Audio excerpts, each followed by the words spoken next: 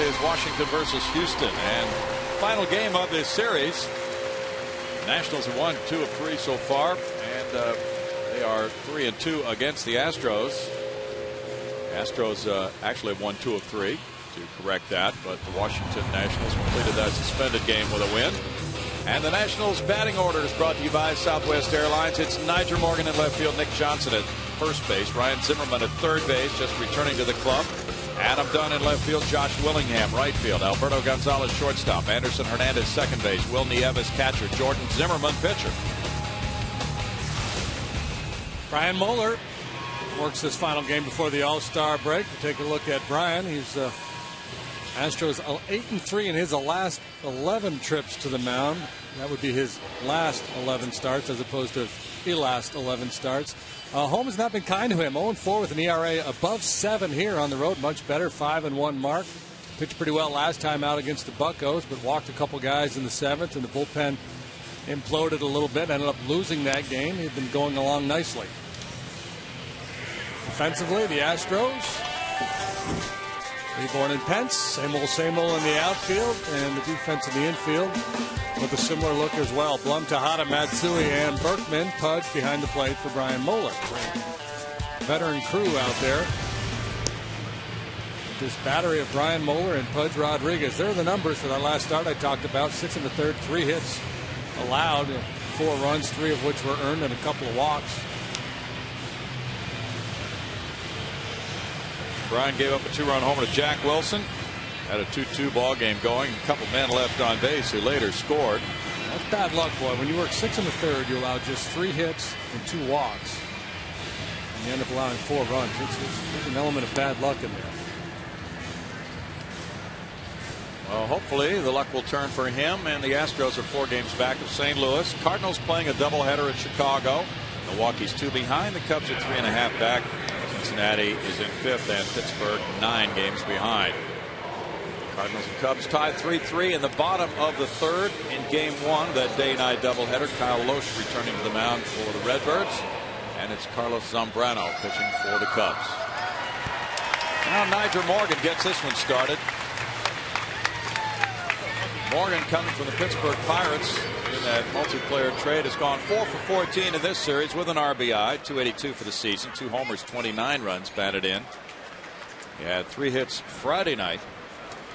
Morgan is second in the league to Michael Bourne in stolen bases. Taking a peek down there at third base to see where Jeff Blum is. With an eye towards dropping a bunt down. Instead, takes strike 1. In all likelihood, he's going to hit the ball back to the mound, either back to the pitcher or back through the middle. He's done that leading off pretty much every game of this series. He shows bunt again. Takes a pitch on the outside corner. Adrian Johnson is calling the balls and strikes. No balls, 2 strikes. Here's the guest of Greg Lucas on Astros Live, living in Houston. Mueller moves it outside. It's 1-2. Brian trying for his first win at home. He is 0-4 with a 7.15 ERA at Minute Maid Park in 7 starts this year. Significantly better against left-handed hitters than righties this year. Oh, well, he was up the middle. Charged by Matsui. He throws and gets the speedy Morgan. Good play. Ball hit slowly. 1 down. Morgan up there showing bunt, taking a couple pitches, trying to do that job as a leadoff man. Brian able to take advantage, getting ahead in the count, and then Morgan hits that weak ground ball to second. But with his speed, sometimes that's better. Just a slow roller, much better than a sharply hit ground ball. Nick Johnson, a .303 hitter with 6 homers, 38 runs batted in, has had a big series with 6 hits, including a homer, and 3 runs batted in. Johnson looks at ball 1. He likes to look them over. He's walked 51 times. But he's also swung the bat well recently. 9-game hitting streak for Nick Johnson. 3 hits last night for Nick. He's worked his way into a favorable count. 2 balls, no strikes. There's that breakdown I was talking about. Left-handed hitters hitting just .222 against Brian, but righties .383. It's the sinking fastball, changeup combination down and away to lefties that makes him so good. Michael Bourne way back turning, and now turning back the other way. turned about 3 different ways, but he got it for out number 2. That was an adventure for Michael Bourne. Just kept twisting. He peeks over this shoulder, and no, not there. Looked like a defensive back doing those drills. He really did. But he moves gracefully, and it didn't really throw him off. Ryan Zimmerman has missed a couple of games. He had a death in the family, back with a .292 average, 14 homers, 52 runs batted in. He is the Nationals All-Star representative. 24 years old.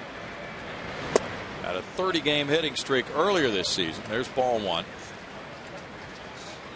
And that is the longest in the National League so far this season.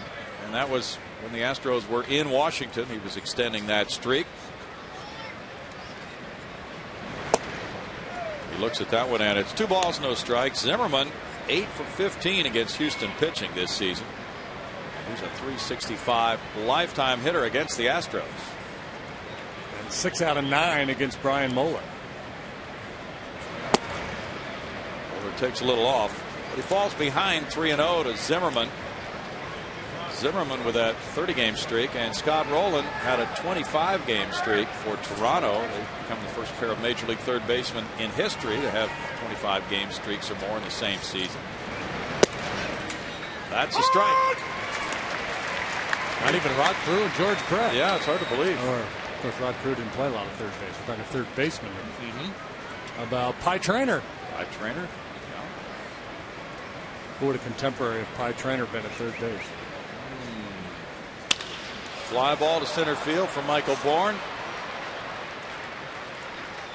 We'll dwell on that between innings because Brian Moeller has pitched a quick top of the first with no score. Nicholas McCluskey might have been the guy.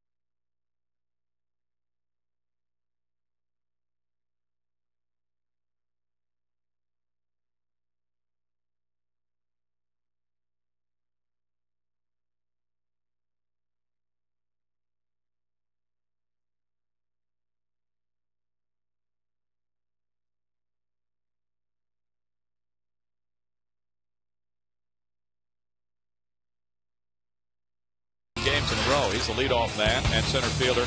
Miguel Tejada's at shortstop. Lance Berkman at first base. Carlos Lee in left field. Jeff Blum on a 9-game hitting streak at third base. Hunter Pence right field. Ivan Pudge Rodriguez catcher. Kazuo Matsui second base. Brian Moeller pitcher. Jordan Zimmerman, 23 years of age, rookie for the Washington Nationals. 3-3, 452 this year. He was a sandwich pick for them between the first and second rounds in 07 and was their minor league Player of the Year last year. Baseball America considered him the top prospect for the Nationals prior to this season. Has an outstanding fastball. Ball 1 to Michael Bourne. 290 for Michael. 3 homers, and he's driven in 25. And with that fastball, he also has a slider, curveball, straight changeup. Young man learning to pitch at this level. Got off to a rocky start, but last 5 or 6 starts, he's chopped a run and a half off of his ERA. Bourne hits that one foul.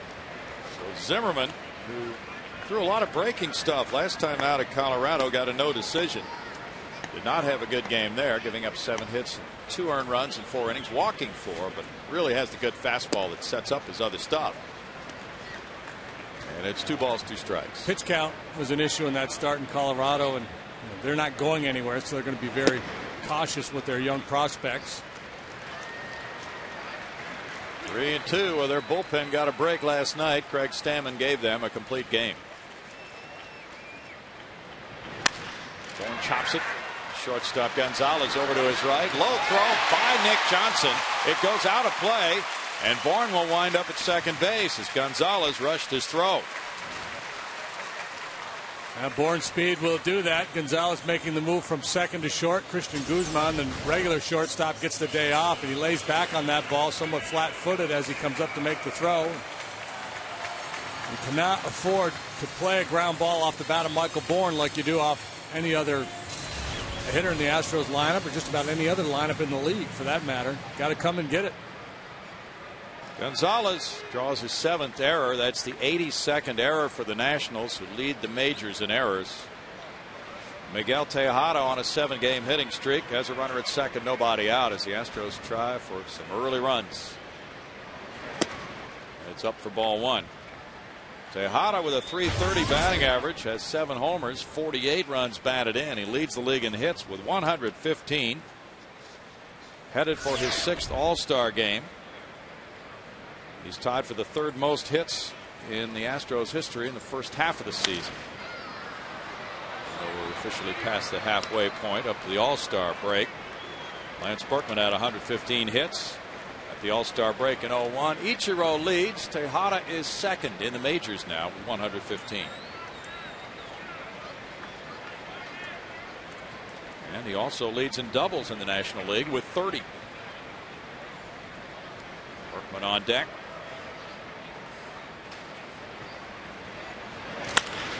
Hammered on a line to center field. Here's Bourne around third. And Morgan with a throw that's high to home plate. He scores. And into second base, Tejada, 1-0 Houston. As Bourne scores his 57th run, the throw from Morgan arching into the plate. That gives Tejada a chance to reach second. Boy, speed is a beautiful thing. Bourne reaches on the air. Gonzalez tries to rush a throw, and now Dave Clark able to score Michael Bourne on this line single to center. Morgan plays shallow, was there in a hurry, and I imagine with just about any other runner, Dave Clark's going to throw up a stop sign, but Bourne scores ahead of this lollipop throw, a rainmaker from Dr. Morgan. And that allows Tejada to ease on into scoring position himself. So a little sloppy play here by the Nationals in the bottom of the first. They've allowed 46 unearned runs coming into this game. Now it's 1-0. Tejada got his 49th run batted in. Lance Berkman's the batter. A chance for a big inning here for the Astros. Here's ball 1. Bourne going to second on the error. Tejada going to second on the throw to the plate. 272 for Berkman, 18 homers, 55 driven in with 3 hits, including a homer in this series for Lance. He's hit .411 in his last 17 games. Now it's 2-0 from Jordan Zimmerman, 22 years old, from Auburndale, Wisconsin. Second round pick in 07, listed at 6'2", 218. Went to Division III, Wisconsin Stevens Point. Some good D3 baseball in Wisconsin. Yeah? We've seen a number of major leaguers over the years. Wisconsin, Green Bay, Wisconsin, Oshkosh. Yeah, Bob Wickman was from one of those schools, wasn't he? Wickman and who was the catcher? It's kind of a long time in the big leagues. Yeah. With the Diamondbacks and the Brewers. You know who I mean? That guy. Yep. Yeah, that guy. 3 balls and a strike. Kelly Stinnett? No, not Chad Moeller. I always get him confused with Chad Moeller. All right, we'll work on that. I think he was a replacement player, as a matter of fact. He play Damian Miller? There you go. Yeah. Bing, bing, bing, bing, bing. I will sleep tonight. You're going to be able to sleep tonight anyway. This is the All-Star break now. Man. Berkman draws a walk from Zimmerman. And now the table is set for Carlos Lee. 306 for El Caballo, headed for the ranch over the break. 13 homers, 49 runs batted in. And he's had a big series, 6 for 14 with a homer. Carlos has hit .386 against lefties this year and .335 at home. Some glittering numbers in a couple of categories. Fouls this one back. Strike one. Lately, just been lining the ball all over. He's had a couple of doubles up the right field line. He's hit .454 against the Nationals. Last night, lackluster night for the Astros. They were shellacked 13-2. They gave up 21 hits. Bounced on one hop. Zimmerman throws on the run to second. There's a quick turn by Anderson Hernandez. And that's a 5-4-3 twin killing, the 77th of the year for the Nats, with Tejada going to third. Ryan Zimmerman, one of the best in the business down there at third base, unloads in a hurry. And that was the key to that double play, because the only way it doesn't get turned is if Berkman can get a piece of Hernandez and he makes an errant throw. They had plenty of time with Carlos going down the line, but if Zimmerman is a little bit more deliberate there, maybe Lance gets a piece of Anderson Hernandez. He did quickly get it on to second. Now Jeff Blum with a 9-game hitting streak. He looks at the curve, and it's good for strike one. 286 for Jeff, 2 homers, 27 driven in. Big series, 7 for 12. That includes his 3rd walk-off hit of the season. 1 ball, 1 strike with Hunter Pence on deck. Now, big at bat here in the early going. You get first 3 men reach base, so you're thinking crooked number. Double play changes the dynamics of this inning. Boy, it really does. 1 and 2. That can be a huge rally killer. And the Astros do that a lot. Last time I checked, they were leading the league in grounding into double plays. They bounced into 82 this year. This is game number 88. 1 per game. Still 1 ball, 2 strikes.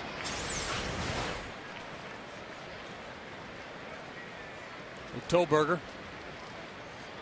The Astros will scatter after this ball game. I can't imagine there's going to be too many guys on that charter for LA on Wednesday evening. Well, the guys who live on the West Coast wouldn't be doing that. Like Jeff Blum, they'd be headed for home right now, and then have a short trip to LA. Come in Thursday during the day. The suitcases were lined up in the clubhouse. It is indeed getaway day to a lot of different areas. Foul to West. The Astros get their All-Star break gets cut a little bit short this year, having to travel on Wednesday. A lot of times they'll have that Thursday off. They'll have 3 full days off and then travel on the 4th day. That's not the case this year. 4-game set in Los Angeles begins Thursday. Broken bat, caught by Zimmerman, and pitcher Zimmerman really works out of trouble with 1 unearned run scoring on 1 hit, 1 error, and 1 left. It's 1-0 Houston.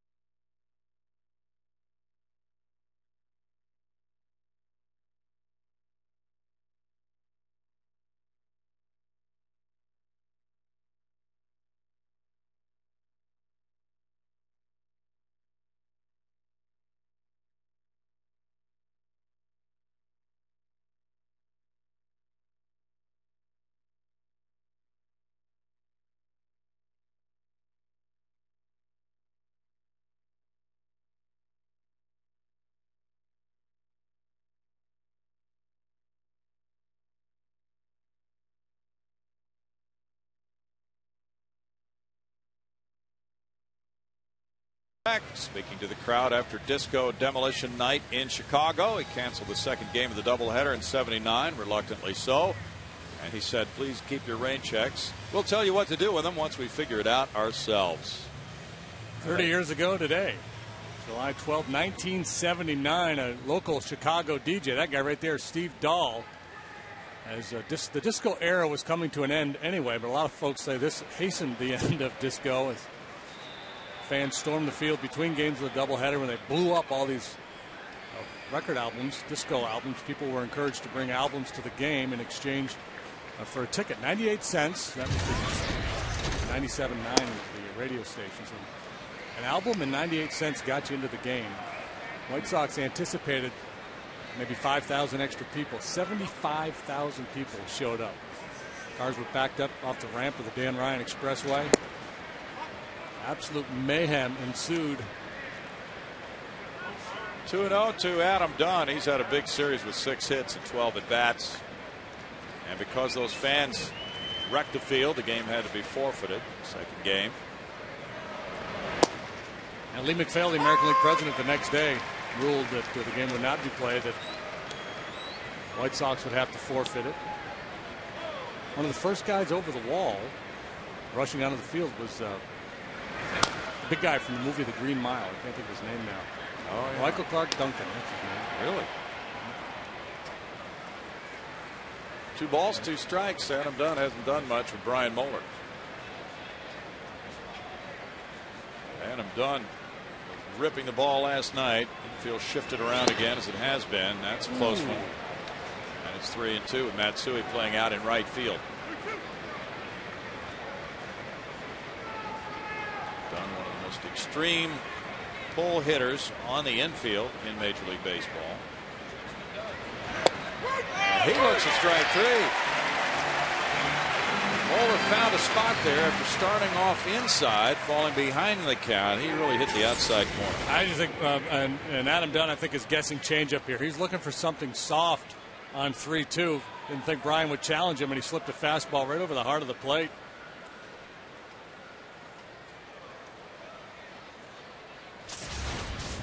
Josh Willingham also swung a hot bat last night with 3 hits, 2 of them home runs. He drove in 4 in that game.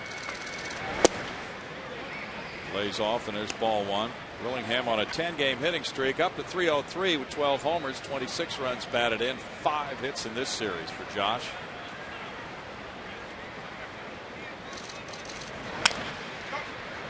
That one goes foul, and it's a 1-ball, 1-strike count to Willingham. Nationals are 8th in runs scored in the National League, 381. Astros have scored 364 right now. Pitching has been the issue with Washington. ERA the worst in the league. 1-2. Good changeup there. We talked about Brian's success against left-handed hitters because he commands the outside corner with his changeup to them so well. It's a tougher pitch to make against a right-handed hitter, but he just threw a dandy there. Trying to go down and away with a changeup for a right-handed pitcher against a right-handed hitter. You got to work awfully hard to get it over that outside corner, and the fear is that it's going to drift back over the middle.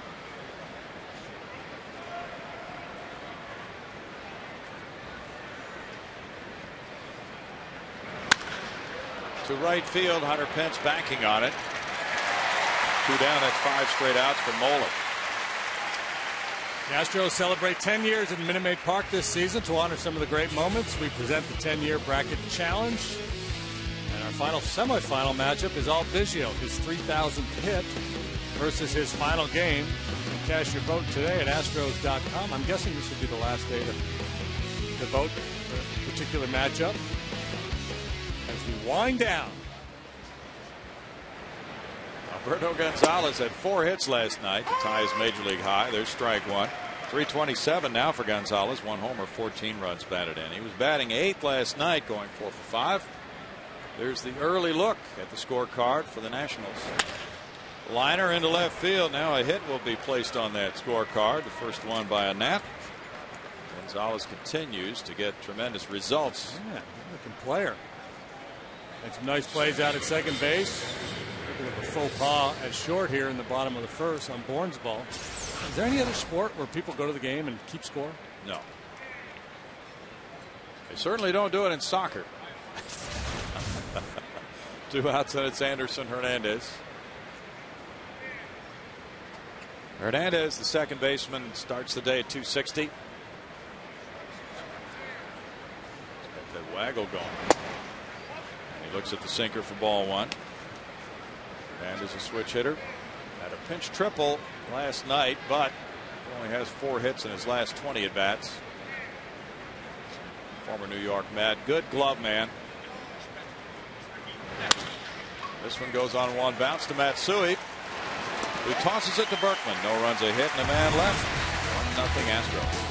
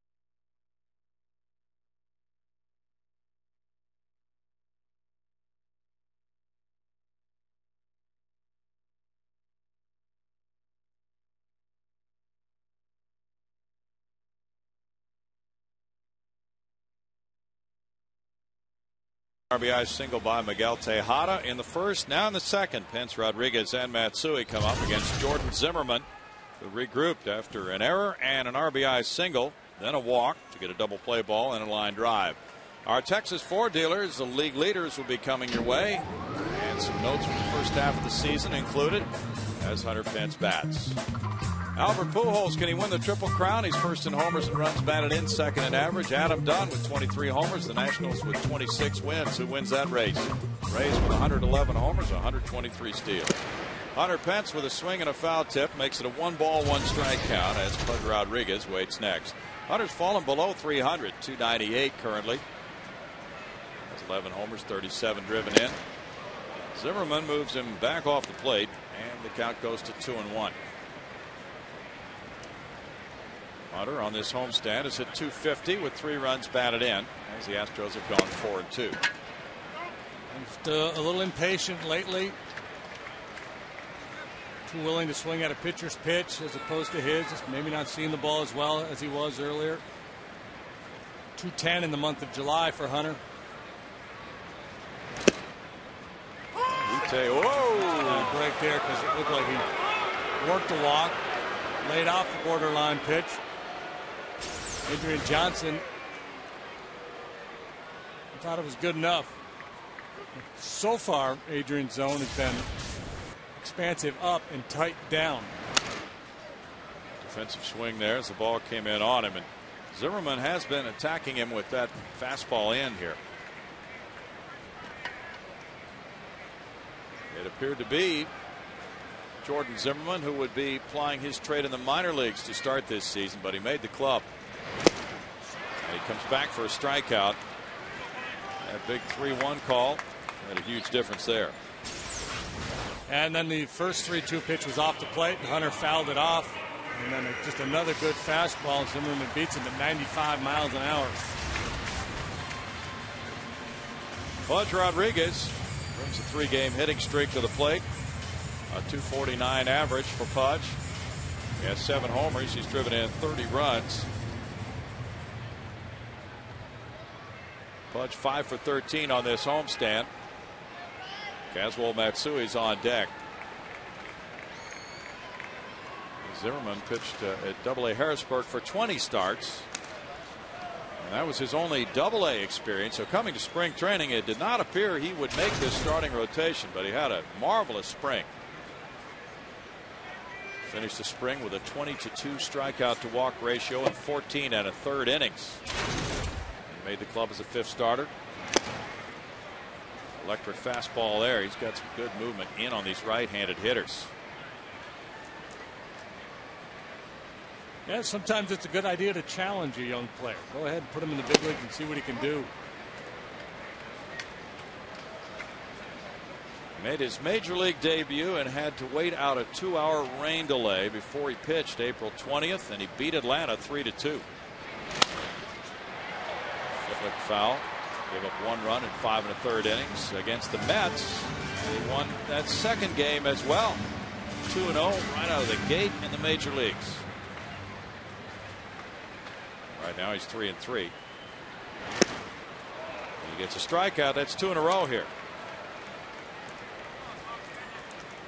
Fastball wasn't quite there in the 1st inning. Now showing very good life. 94, 95 miles an hour. That ball is a little hot.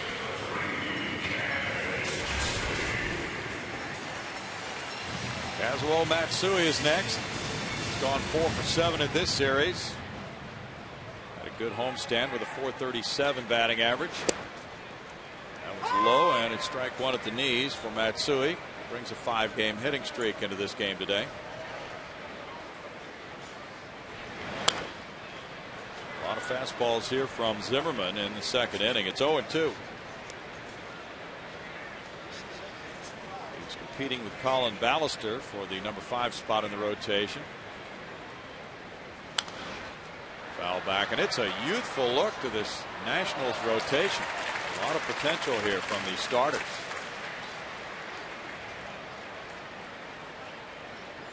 Well, we've seen Lannon, Olson, Stammen, and now this kid. This kid has the best arm of the bunch.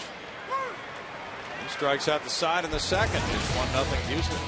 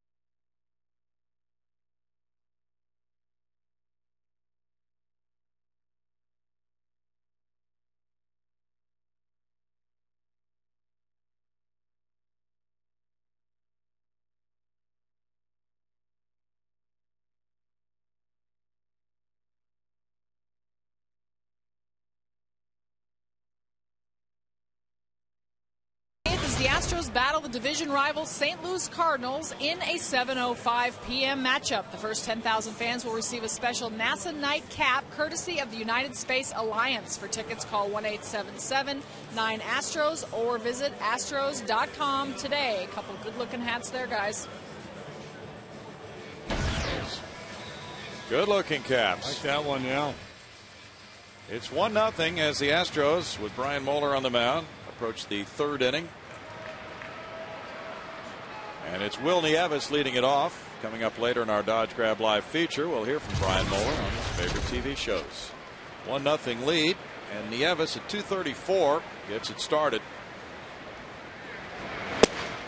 Jabs at that one, and the appeal goes to first. He checked his swing on the Jim Wolf call. It's ball one. Jordan Zimmerman on deck. So find out about Brian's favorite TV shows later. Our Dodge Grab Life feature.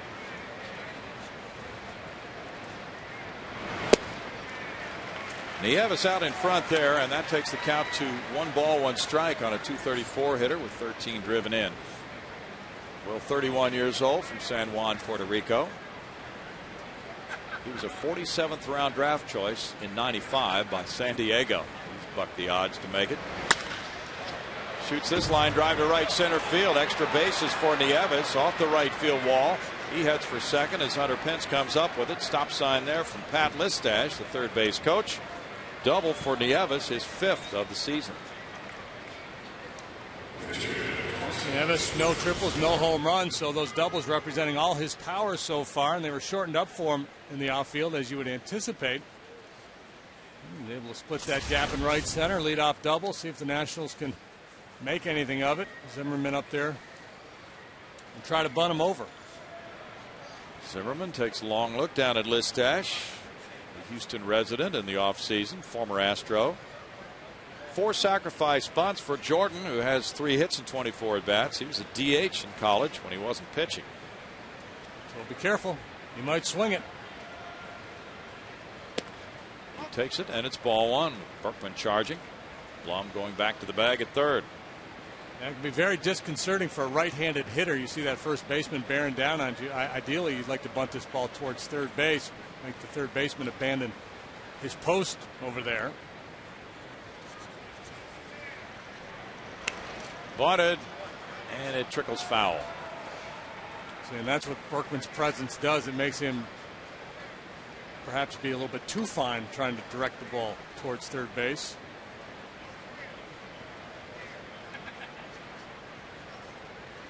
Alfonso Soriano was with the Nationals. He became a free agent and signed with the Cubs. Listash with the signs.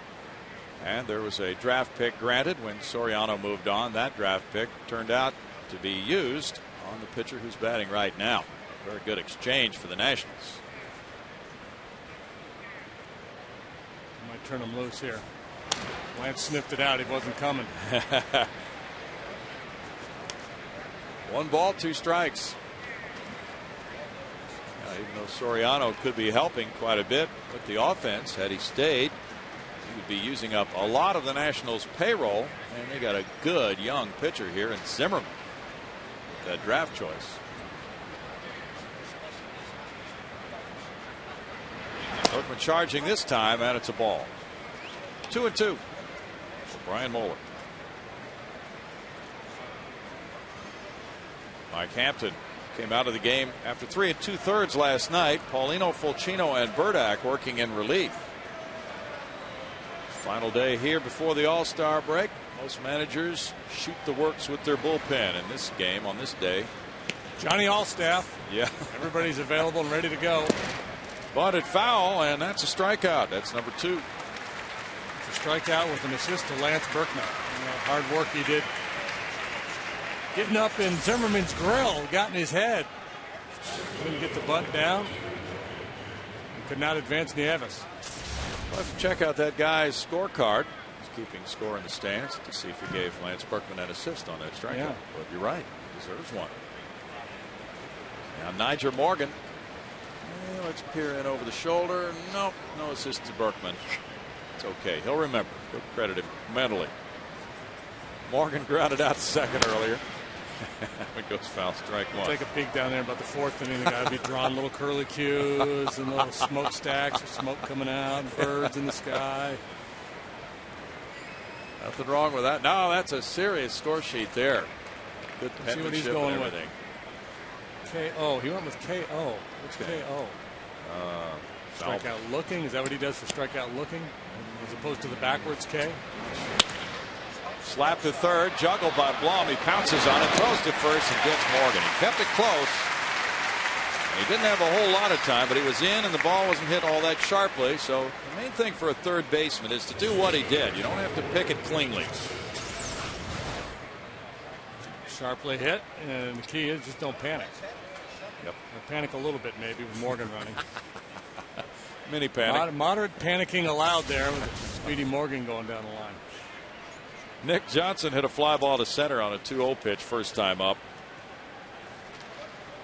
The Nationals hit 3 consecutive home runs last night in the 6th inning. Johnson started, then Willingham, then Dunn. That's the first time they had done that since they were the Expos in '97. Strike to Johnson.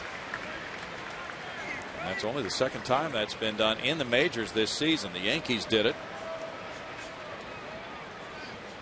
21 hits for this club last night. That was a club record for the portion of their time in Washington from 05 on. 1 ball and 1 strike. That trio of Johnson, Willingham, and Dunn hitting 3rd, 4th, and 5th. On a combined 9 for 15 last night. 2 doubles, 4 homers, 8 runs batted in, 7 runs scored, and 2 walks.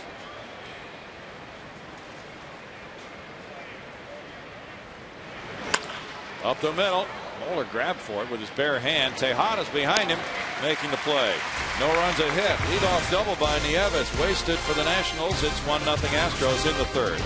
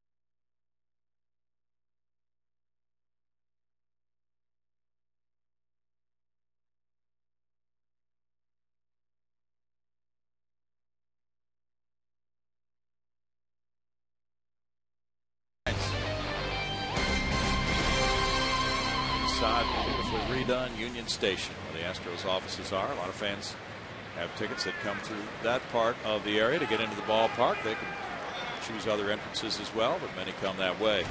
And it's Brian Moeller leading it off. 1-0 Astros, bottom of the 3rd. Taking strike 1. Brian looking for his first hit. He is 0 for 20. Fly ball goes to center. NYJER Morgan. One down for Jordan Zimmerman. Astros had Zimmerman on the ropes in the 1st, and he got that big double play ball. Since then, he's been lights out. 7 in a row retired, struck out the side in the 2nd. Michael Bourne buying a little more time for Moeller. Takes his time coming up to the plate. leadoff men are conscious of that with their pitcher needing a little rest. Bourne slapped a ground at a shortstop, and that was an error on Gonzalez, sending him to second base from where he scored on the single by Tejada. Ball one to Michael. So he has scored runs in 8 consecutive games now. That's a high for him. Zimmerman with a good play, cuts it off and throws him out. 2 down. Quick reactions there by Zimmerman. A very good athlete. He's a good basketball player in high school. A wide receiver. All state, I believe. 11 touchdowns his senior year. In one game, he caught over 300 yards of passes. It's a heck of a game for him. Who says Wisconsin football is 3 yards in a cloud of dust? Miguel Tejada looks at the slider. It's good for strike one. He wrapped an RBI single to center in the first inning. His batting average, the highest he's ever had at the All-Star break. Grounded to second. Hernandez zips it over to Johnson, and the Astros go out quickly as they have ever since that lead double play ball. It is 1-0 Houston.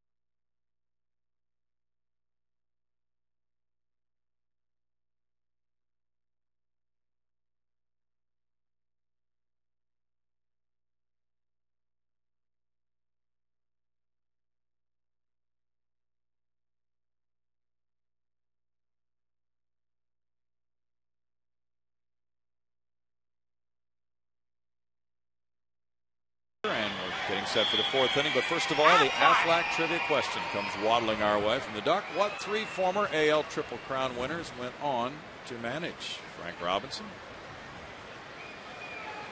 Carl Yastrzemski didn't. Ted Williams. Ted Williams. We need another, don't we? Ryan Zimmerman leads it off. He hit a fly ball to center on a 3-1 count. First time up. Napoleon Lajoie. There's strike one. Tris Speaker managed. Yeah.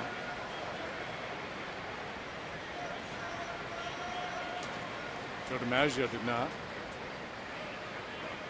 I'm assuming. Bouncer up the middle. Tejada to his left. Good throw to Berkman. Zimmerman out, number 1. Let's go to Patty Smith. All right, Astros fans, don't forget kids are free all summer long in partnership with Minute Maid. Bring out the whole family on Friday, July 24th at 7:05 as the Astros take on the Mets, and the first 10,000 fans will receive a Little Puma Webkins courtesy of the Methodist Hospital System.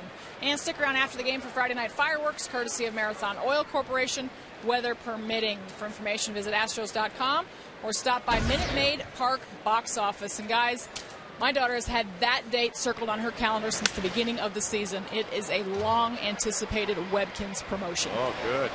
Matsui catches the pop-up off the bat of Adam Dunn for out number 2 for Brian Moeller.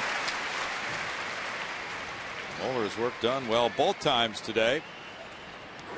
Brian rolling along, and it's Willingham. This might be one of those days that Brian has to roll the way Zimmerman is throwing the ball.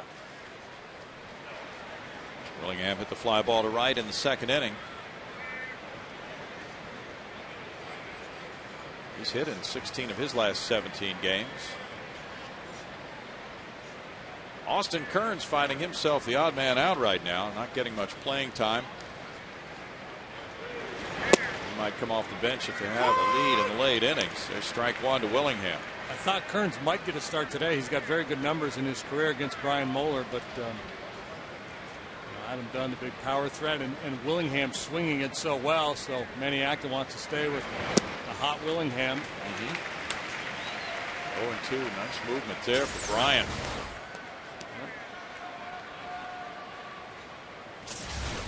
Budge setting up low, and the pitch moved low. Now Kearns is 7 for 13 lifetime against Moeller.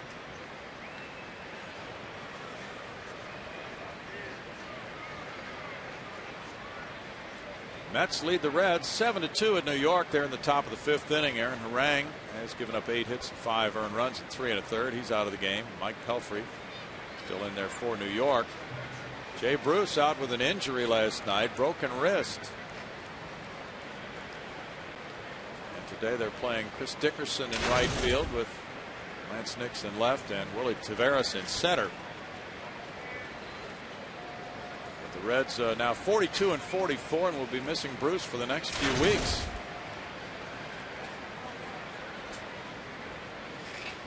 Yeah, they've had their share of problems. Edinson Volquez not made many starts this year. Hunter Pence backing toward the bullpen fence and adjusting deeper.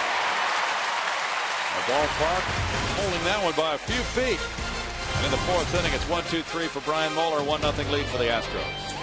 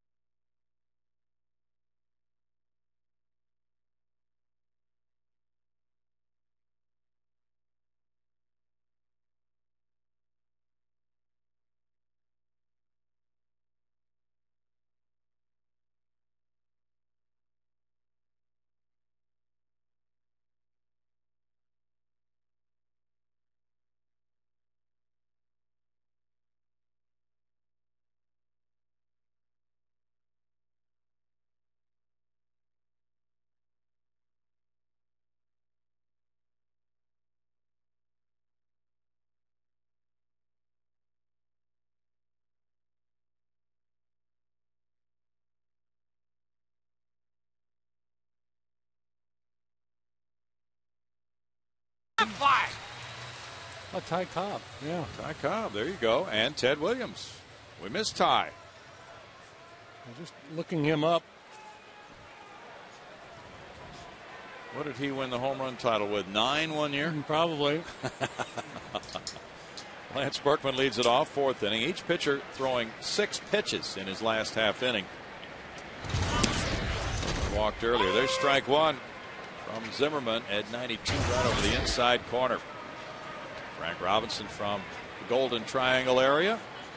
We just mentioned Jay Bruce. He's from there. Adam Dunn from Houston. A lot of sluggers have grown up here. Beaumont, the home of the great Babe, Diedrichson Zaharias. It's 2 balls and a strike. Yeah, Ty Cobb's best home run year ever was 12. But the year he led the league, 1909, he hit 9. 2 balls and 2 strikes. Babe Ruth came along started bashing home runs. He hit more than several teams in some of those years. 3 balls, 2 strikes to Berkman. And Lance, after a rugged month of April, hitting 162, is looking like the usual Lance here at the All-Star break. 18 homers, 55 runs batted in, 272 batting average.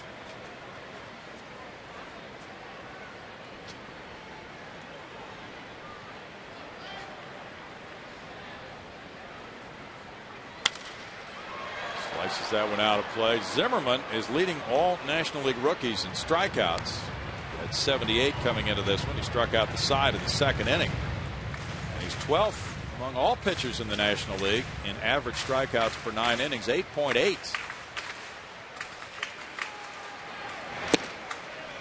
And there's a leadoff walk to Berkman. He's drawn 2 of those today. Zimmerman has dealt 2 walks. Jack in the Box standings features the Astros minor league report. Bud Norris might be about ready for the big leagues. 2.38 at Round Rock. Yorman Bizzardo also is making a strong bid. 7-3 with a 294. Vladimir Sutil 290 in Corpus. Jason Castro's 293 at Corpus. Cole and Trinidad at Corpus, good numbers, and he's now been bumped up to AAA Round Rock. So the Astros have some people right on the cusp here if they need them. And Trinidad has made a couple of starts at AAA and thrown very well. He's a control pitcher. He's a lefty. Carlos leave, ball 1. Bounced into that double play in the first. The Astros were trying to get a big inning together, but Zimmerman got that 5-4-3. Berkman now just 2 bases behind Jose Cruz for the total base spot, number 3 on the Astros all-time list. 2 walks today. He's picked up 2 bases. Could be the day. He goes by Cheo. Cheo looks unconcerned. Well, styling with some new glasses down there. He is. Deep drive left center field. Carlos is watching it fly, and that one kicks off the wall. Comes down to NYJER Morgan. Here's a play at second. Now Berkman's trying to score. The throw to Nieves, and he tags him out. Carlos winding up on second base. The Nationals could have had him, but then Berkman went home and they threw him out. And Dave Clark put up an early stop sign for Lance.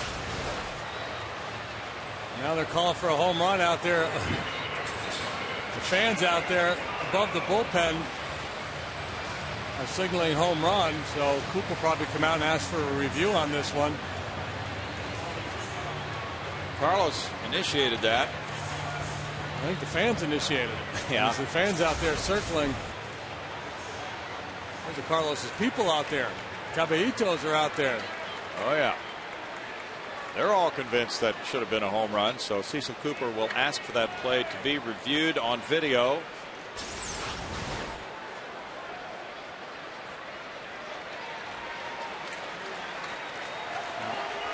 Double. Ball in play. Yeah. Didn't quite make it. Umpires are huddling, first of all. Don't waste your time, boys. Play ball.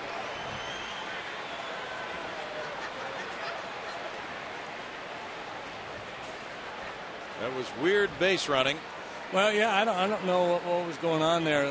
Like I said, Dave Clark threw up a stop sign for Lance, and maybe Lance just anticipated that the throw was going to come into second base because they had a shot on Carlos, a shot at Carlos, so thought maybe he could steal a run.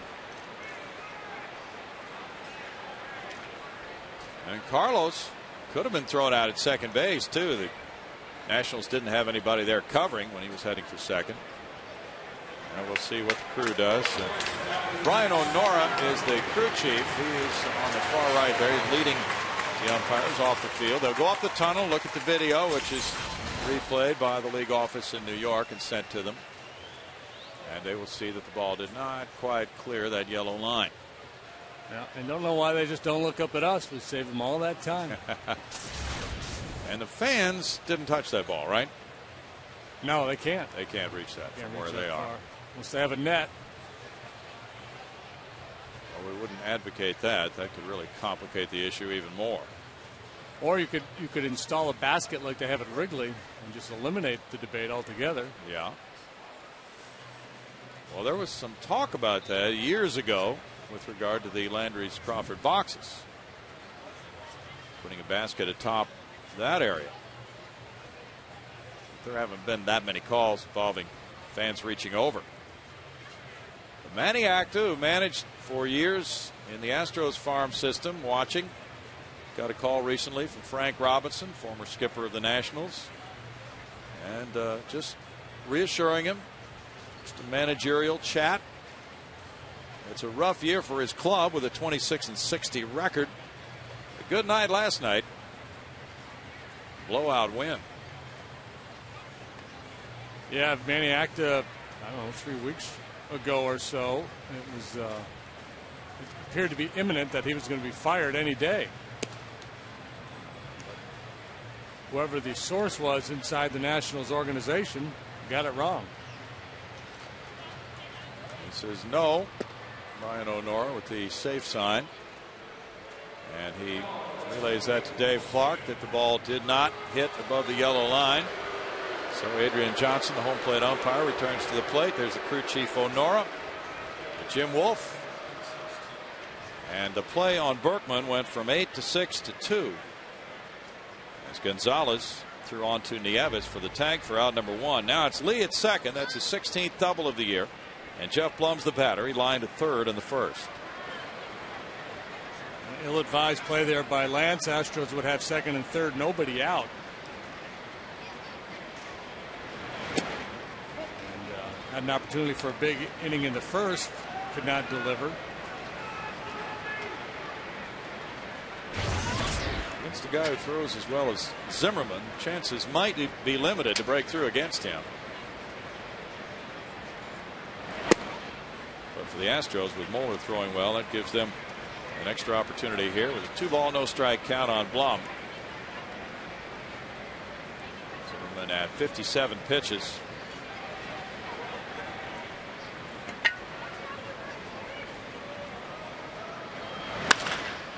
That's to left field. Adam Dunn backing. 2 down. And Hunter Pence will try to drive in Carlos.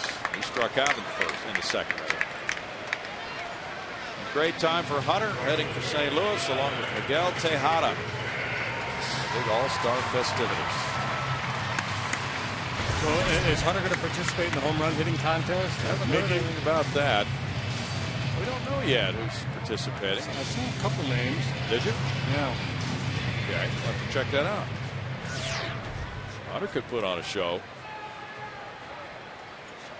He doesn't have big home run numbers. He's at just 11 so far, but in BP he does put on a heck of a show. Foul for strike 1. And his last 6 starts, Jordan Zimmerman is 1-1 with a 2.41 ERA. In that span of time, his average 2.8 strikeouts per walk. Batting average against him, 240. Good young pitcher. 1 ball, 1 strike. National starters have won only 18 games. They've lost 30 with an ERA of 4.96.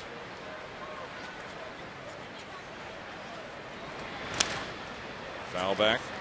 1-2. Craig Stammen, though, went the distance for them last night for his second win of the season. Hunter had 351 with 2 outs and men in scoring position. Now, Hunter used to seeing a lot of breaking balls from right-handed pitchers, but Zimmerman's been getting after him with that heater.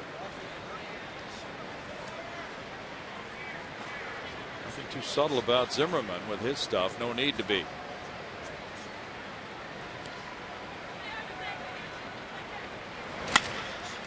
Tap to the left side. Ryan Zimmerman with the throw on the run. Accurately done. Over to Johnson. No runs, a hit. Runner thrown out at the plate. 1 man left. It is 1-0 Houston after 4.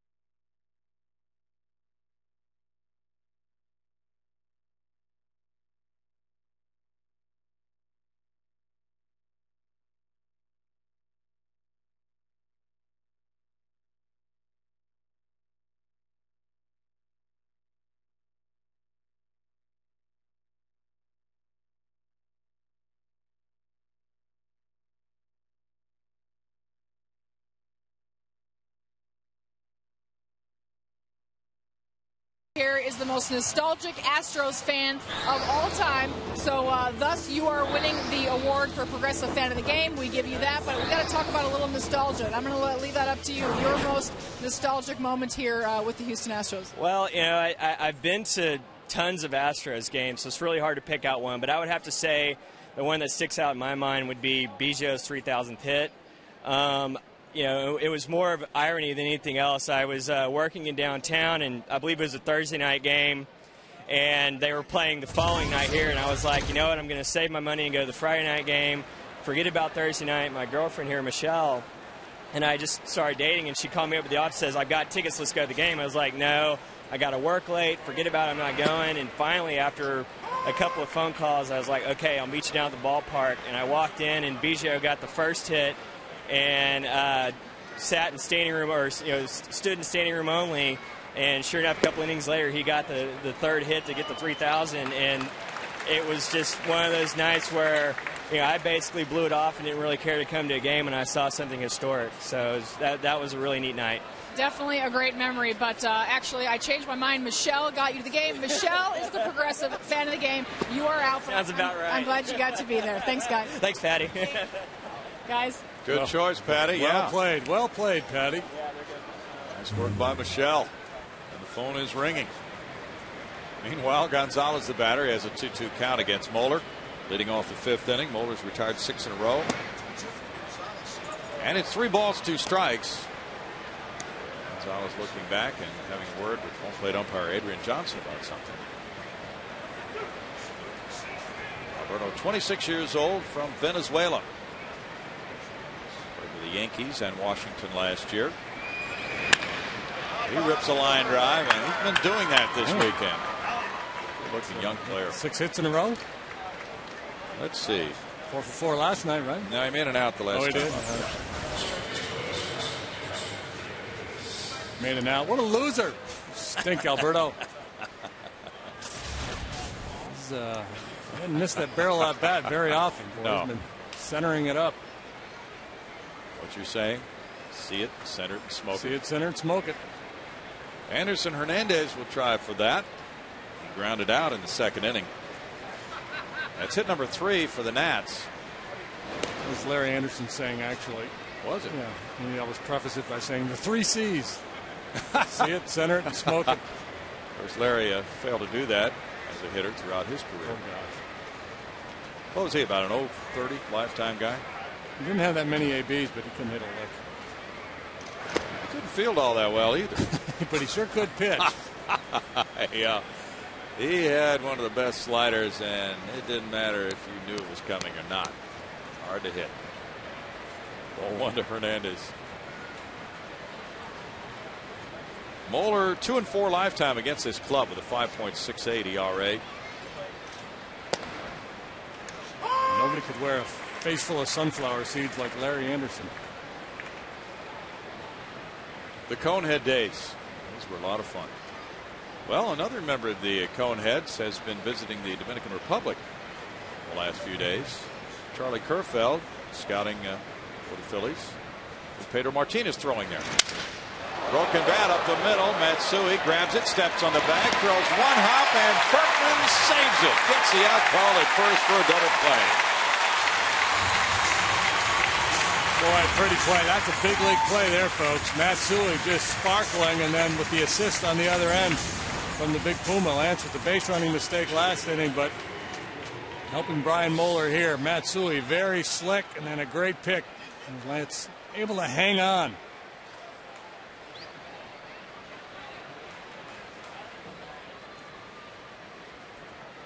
Digging it, still on the bag. Jim Wolf waited on the call. And that ball stayed in his mitt, kept his foot on the base. And he got the call for a 4-3 double play. 93rd double play for the Astros. Nieves works at strike one. Astros have been grinding hard here. These everyday players playing almost every day, rarely getting a day off. 20 consecutive days for the team without a scheduled day off. And that trip to the West Coast, so the travel has not been kind.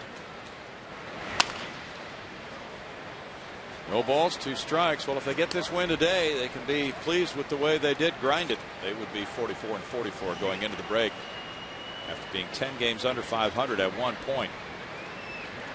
Phillies lead the Pirates 5-1 in the bottom of the 6th at Philadelphia, with Jay Happ pitching for Philly.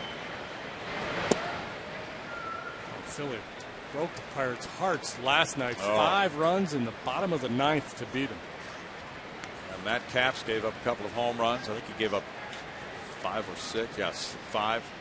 Pedro Feliz hit a grand slam off Virgil Vasquez today, his 6th home run of the year. Tap to third. It stays fair for Jeff Blum, who throws low and safe at first. Nieves reaching.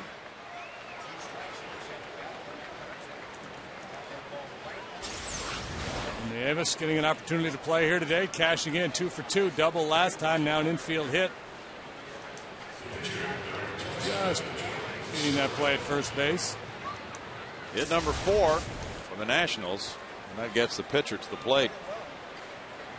Zimmerman failed to get a bunt down in the 3rd and struck out after the leadoff double by Nieves, one of the key outs in the game for Moeller. Nieves never did advance from second.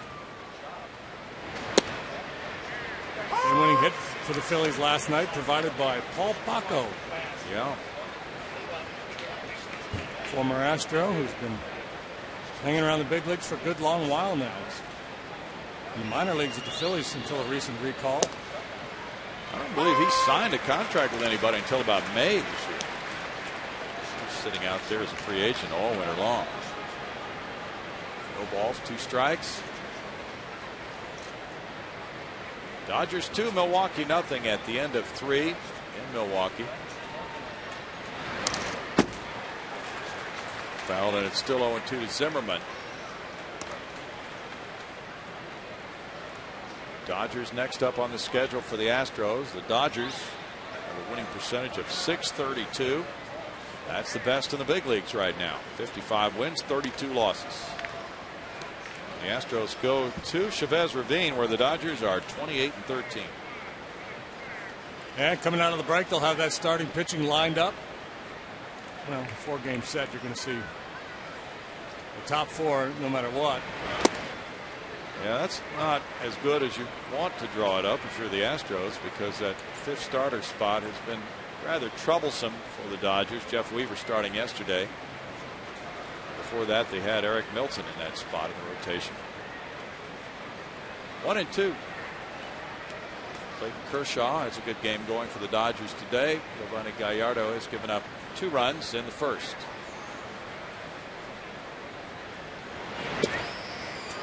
Now it's 2 balls, 2 strikes.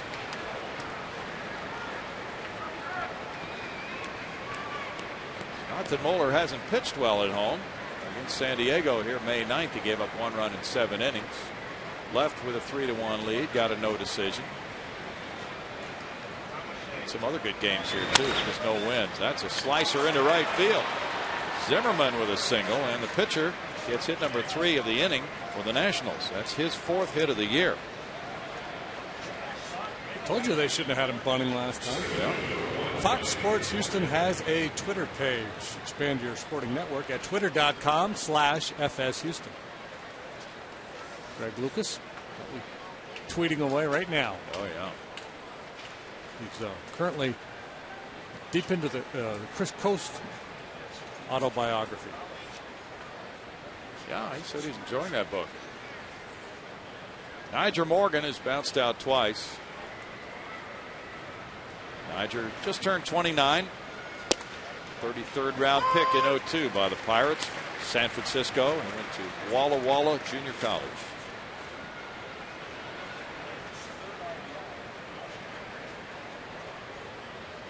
Bouncing back and forth between AAA Indianapolis and the majors last year. At 160 at bats with the Bucks. Bouncer past the mound goes to Tejada. There's the flip to Matsui for the force on Zimmerman. No runs, 3 hits, 2 left. After 4.5, it's 1-0 Houston.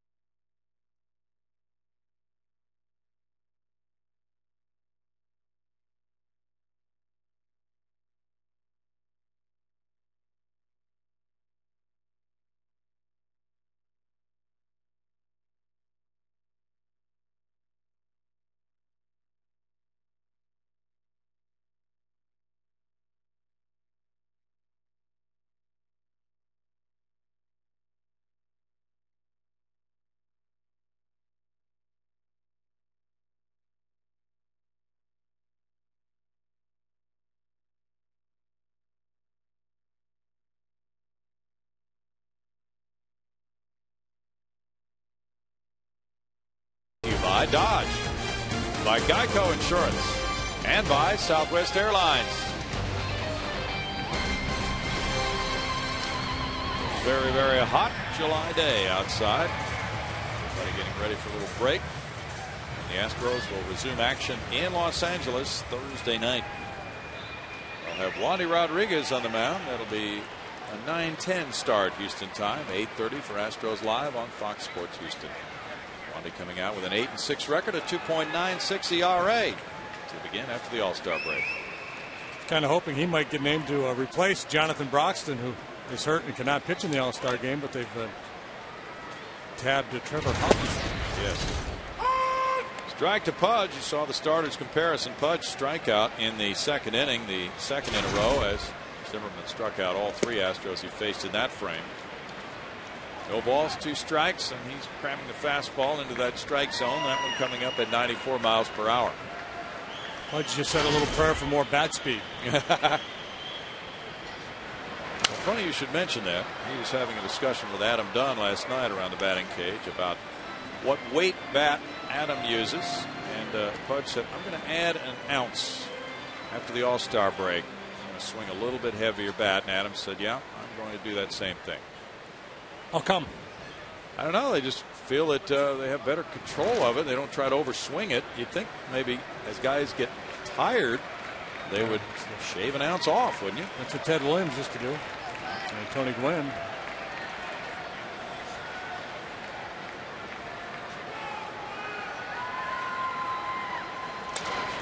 They know what works for them. Yeah, and I'm wondering if a whole lot of it isn't just a placebo, too. If you're struggling with that, I'm going to add half an ounce. I'm going to add an ounce. How much difference can it really make? Yeah. Well, what's interesting is these hitters know if you had them close their eyes, and there's a strikeout, that's number 4 for Zimmerman, and put 33-ounce bat in one hand, 34 in the other, they can tell you immediately the way it was. Smart pitching by the Nationals there. Sometimes you can overthink it. When you've been beating a guy with a fastball, sometimes you'll make the mistake of going off of it figuring he's looking for one. But other times you just make the determination. He just can't catch up to my good heater. Bunted pretty well. Nieves will not get him. 6-game hitting streak for Matsui. It's only the 3rd hit by an Astro today.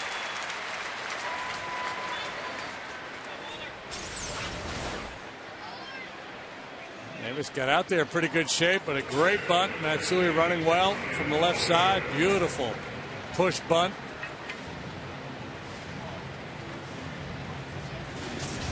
Matsui's really turned things around here the last few days. He was struggling big time as a left-handed batter. Put on a nice burst here before the break. Now Brian Moeller hit a fly ball to center in the 3rd. Ryan Zimmerman coming in on the grass.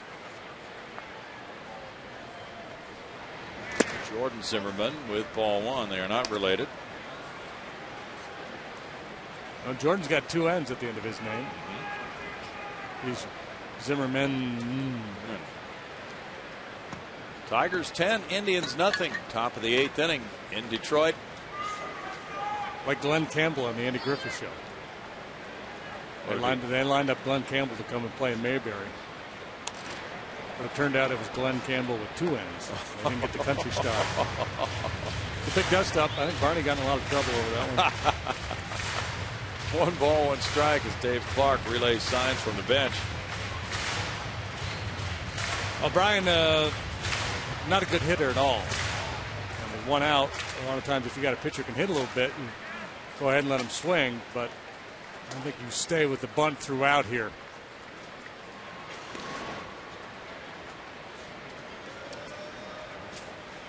Brian gets win number 6, which is most wins in the first half of a season since he was 7-9 with Detroit in '99. And if you don't feel like he's going to get the bunt down successfully, then you go ahead and try to steal second base with Matsui. Trying to get one opportunity to drive him in with Bourne. He does get it down. Yep. Nick Johnson with the tag. Sacrifice number 2 for Brian Moeller. Matsui to second, 2 outs for Michael Bourne. Mets are in town after the break. Saturday, July 25th, 6:05 game. And if you're one of the first 10,000 fans, you'll receive a Los Astros cap courtesy of Wells Fargo. How about that? Good looking lid. Astros.com would be a good place to go for tickets and further information. Michael Bourne with a .397 average with runners in scoring position. Has Matsui on at second. He is 0 for 2 in this game. And there's ball one.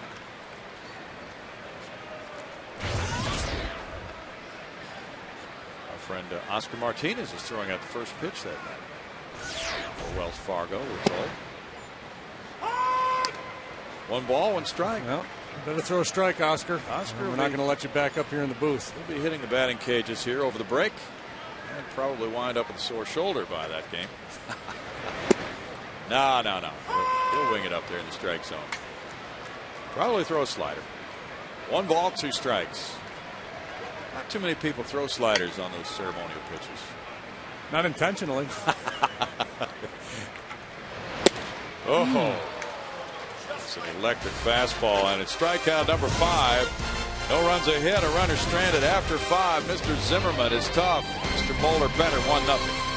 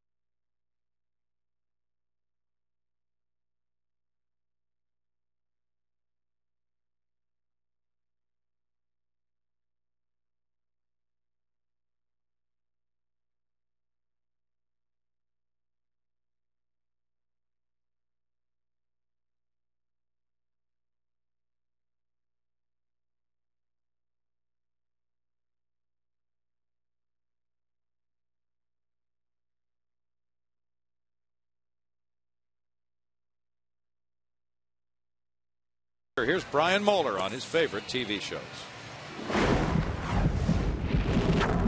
Yeah, it just seems like everything's reality these days. And with 4 kids, I don't get a lot of sit-down time to watch a lot of TV. But, you know, I'm more of a sitcom, 30-minute TV show type guy. I'm not into the CSIs and dramas.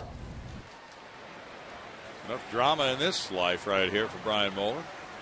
1-0. He has the lead as he begins the 6th inning. Johnson, Zimmerman, and Dunn to face him. Johnson's 0 for 2. 3 daughters and a son for Brian. Jackson Ray, Canton Reese, Keegan Reed, and a son Dave. Or Dane, excuse me. Okay. It's 2-0. The top 5 Nationals hitters, a combined 0 for 11 in this game against Brian Moeller, and they have not reached base in this game after the 3, 4, 5 guys absolutely exploded last night. Oh, it's a funny game, this baseball. 2 balls and a strike. Very unpredictable. Not so much funny ha-ha if you're playing it, but hard to explain.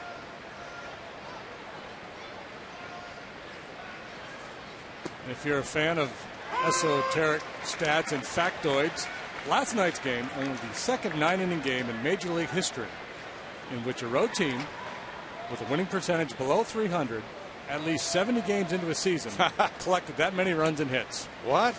Oh, okay, we got it. Line to left center field. Carlos Lee cannot get there for the catch. It bounces off the 362 sign. And Johnson's in with a 10-game hitting streak. 2-base hit for Johnson, his 15th of the year. You can just see some guy over at the Elias Stats Bureau rubbing his chin going, I wonder when the last time a team below 300 this far into a season got that many hits and runs. Just incredible what they come up with. Well, leadoff double for the Nats back in the third, but it came at the bottom of the order. The 8-hole hitter Nieves had a leadoff double, and they couldn't cash in. A tougher run to stop here, obviously. Leadoff double with 3, 4, 5 coming up. Zimmerman is 3. He hit a fly ball to center and a ground ball to short.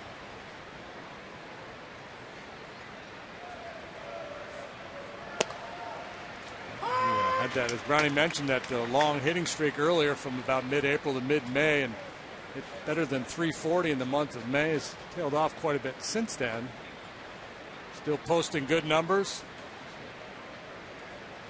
With runners in scoring position, the Nationals nothing for 4 this afternoon.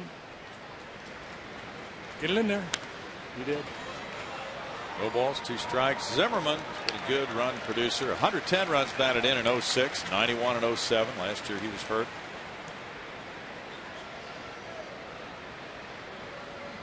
He was the 4th player drafted in that fertile 05 draft. Born in North Carolina. Came from the University of Virginia.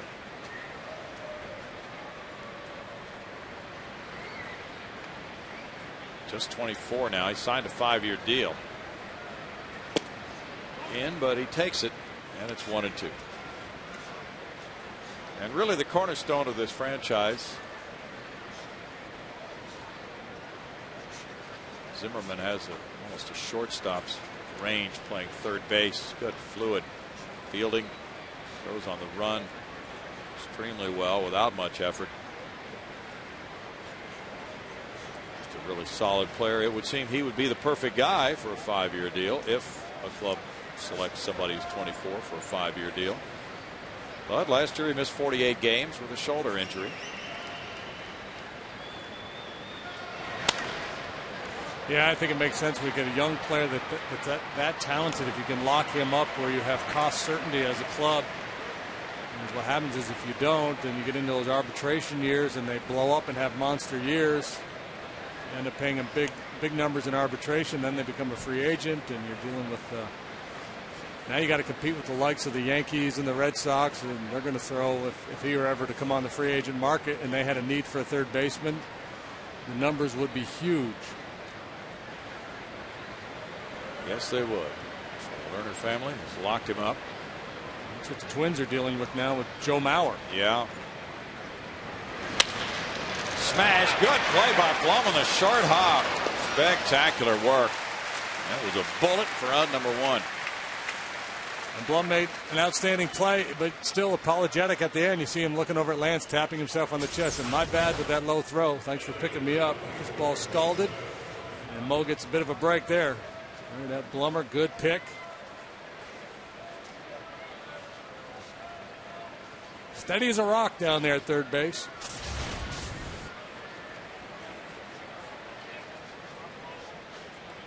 That's one big play. Now Adam Dunn, who struck out looking and fouled out to the second baseman. Now Cecil Cooper's coming out. First base open here, but it's a 1-0 ball game. Well, while they chat, let me tell you this date in Astros history brought to you by the MD Anderson Cancer Center. July 12, 1973. Home run by Jimmy Wynn in the 9th. Beats the Phillies 7-6. It's his second home run of the night. Juan Pizarro, the Explorer, got the win in relief. It's his 8th big league club in his career.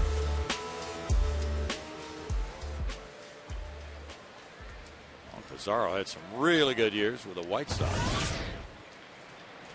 Brian Moeller, 76 pitches. Has not been under a lot of pressure here this afternoon. Last inning gave up 3 hits. He's got a big double play to clean up that inning. Now Brian Moeller's numbers are being tested with Adam Dunn in the box.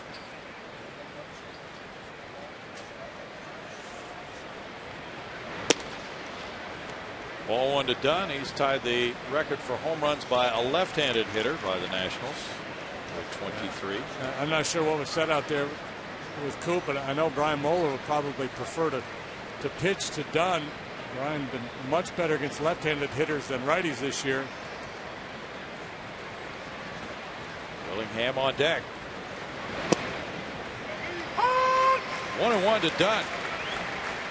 Folks, that changeup right over the outside corner at the knees.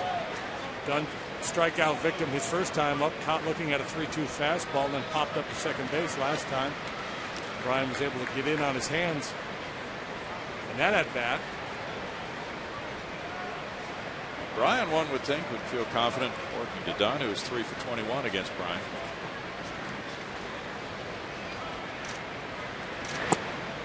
Not biting there. He takes the count to 2-1. Red Sox behind Josh Beckett lead the Royals 5-0 in the bottom of the 6th at Fenway. Beckett's given up 1 hit through 6 innings. Here's Chandler's mound opponent.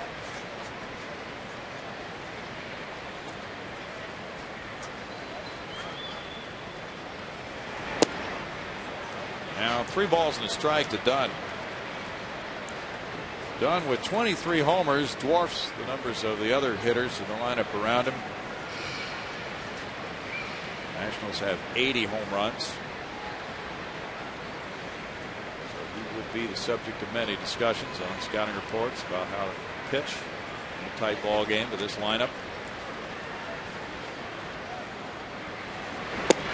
That's there for a strike. Moeller's really hit some good spots on Dunn today. A little backdoor slider there. Dunn runs a lot of deep counts. A very patient hitter, and at times he's been criticized for being too patient, not being aggressive enough in hitters' counts. At the end of the day, the numbers look quite good. Dunn's the only major leaguer with 40 homers for each of the last 5 seasons.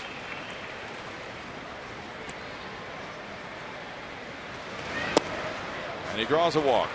That's his 68th walk of the year. Runners at first and second, 1 out for Willingham now. First walk for Moeller.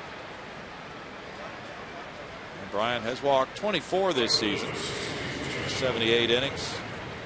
Yeah, you know, I just get the sense that with his body language, he just wasn't comfortable with that at bat. I think, you know, Coop went out there and said, hey, let's be real careful, pitch around Dunn and don't give in to him. And I think Moeller probably, this is my guess, wanted to be a little bit more aggressive there.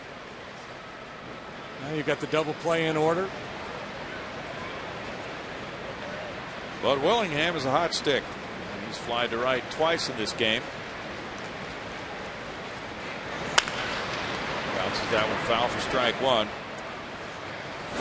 Sometimes you can just see the look on a pitcher's face when he's being visited on the mound. It just seems to interrupt his tempo and his thinking. Seem to have that kind of look. He seems to be taken aback. Right. I think his position about that. You know, I'm in control of this game here. And I've been around a good long while. Let me figure it out. But at the end of the day, the wins and losses fall on the pitcher, and they also fall on the manager. So if the manager has a point, he wants the game played a certain way, he's got to have the right to go out there and have his say.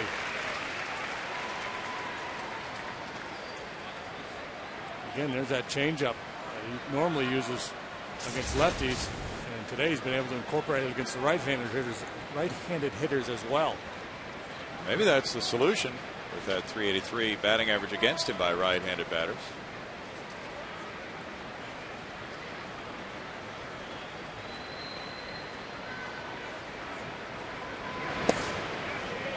One and 2 to Willingham.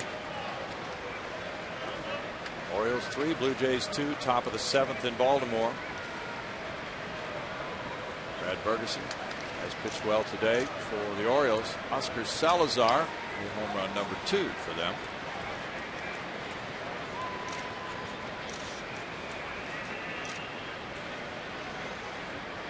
Gonzalez is on deck. He has swung the bat well. Yeah, better get the double play here then. That would be nice. Alberto's been on fire.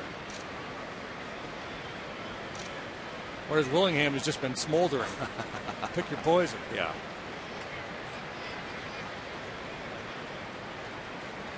Pudge and Bryan having a hard time getting together here and how they want to try to finish off Willingham.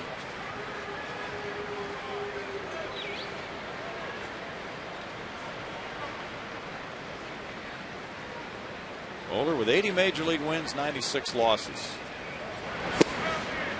Throws ball 2. Just cut it off. They're trying to crowd him with a fastball, and you don't throw that pitch with conviction instead of driving it in there. You kind of cut it off a little bit, and the ball will typically sink down over the plate, but out of the strike zone low.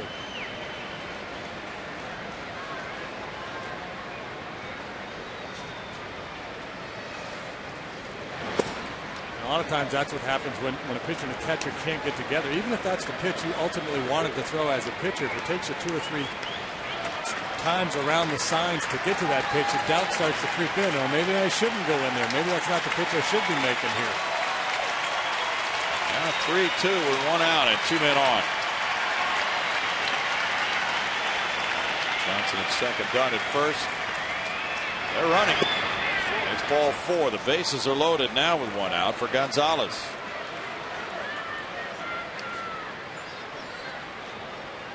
Nobody working right now in the Astros bullpen. Gonzalez is 2 for 2. 2 line drive hits to left field.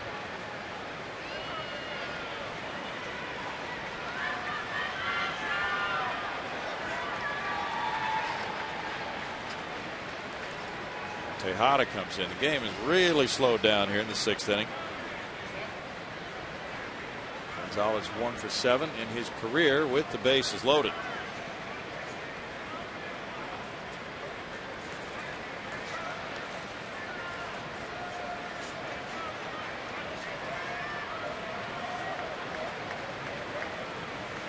Moeller got a double play ball from Hernandez in the 5th inning.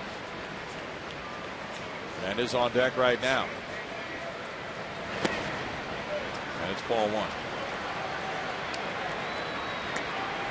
The Athletics just got 4 in the 7th to lead the Rays 4-3. When you start thinking about pitching around hitters, you get into a defensive posture.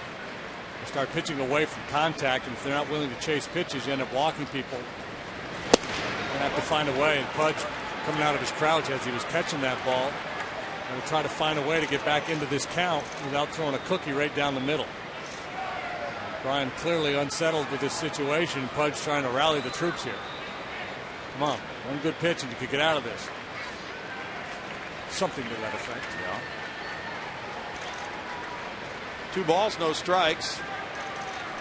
Bryan had a 3-1 lead here over San Diego on May 9th, pitching well. 1 run in 7 innings, got a no decision. Last time out, the game tied 2-2. A couple men on base when he left. They later scored and he lost. Fly ball. Matsui calling. Infield fly. That's big. 2 outs. Yeah, that's real big. He had to give in. Give him a 2-0 fastball right there. And Gonzalez has been swinging a hot bat, popped it up. And that's right down Broadway. Big aggressive swing and just got under it.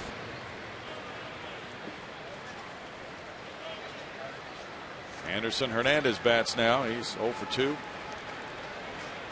the ball on the ground both times.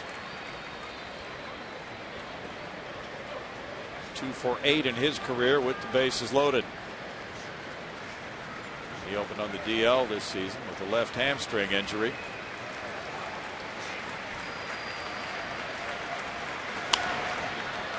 Fouls it for strike 1.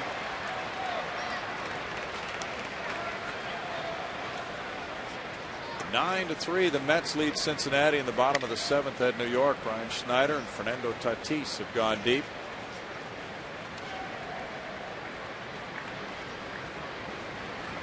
Ron Osmus hit a home run today. Did he? For the Dodgers. His first this year. Dodgers with a 5-0 lead over the Brewers for Clayton Kershaw. And lefty phenom. We'll see him next weekend. Mo, that's a left-handed hitter up there. Oh. And it's 0-2.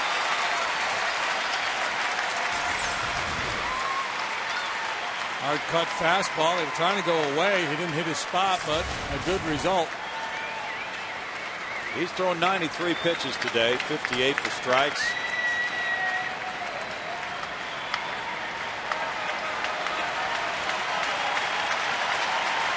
The Astros have Tejada, Berkman, and Lee due up in the bottom of the 6th inning.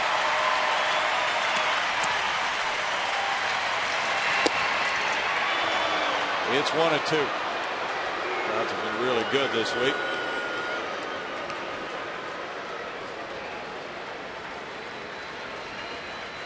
$30,000 plus last night, 33,000 plus Friday night.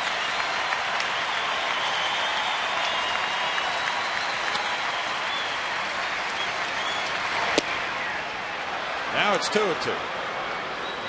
Nieves on deck. Nieves 2 for 2 in the game. Now you want to make your pitch here with the bases loaded. If you go full, the base runners will be moving with the pitch. That will not give the Nats that advantage.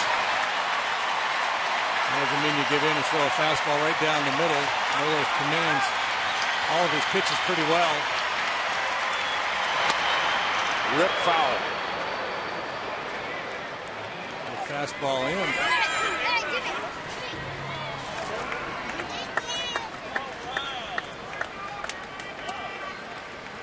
Hey, he has a birthday today, we're told.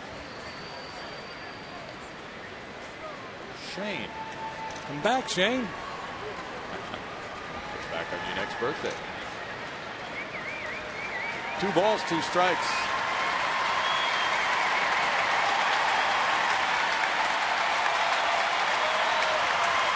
Cubs lead St. Louis 7-3 in the day portion of the day-night doubleheader.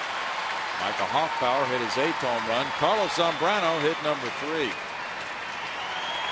Now Loesch coming off the disabled list to start that one for the first time in a long time for St. Louis. And you know Wrigley's rocking this weekend with the Cardinals in town. That's it, boys. Get after it. Make some noise out there. Bouncer to the right side. Berkman goes for it. Moeller covering. The throw is high. He takes it and steps on the bag for the final out.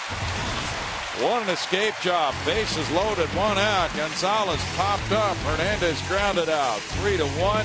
No runs a hit. 3 men stranded. 1-0 Astros.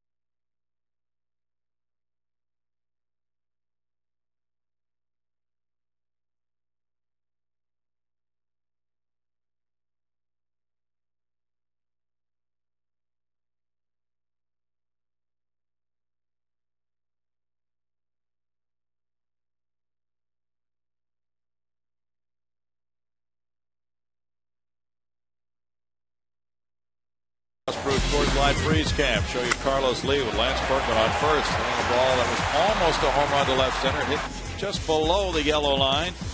And then Nyjer Morgan relayed to the shortstop Gonzalez, who threw to home plate. Will Nieves tagged out Lance Berkman.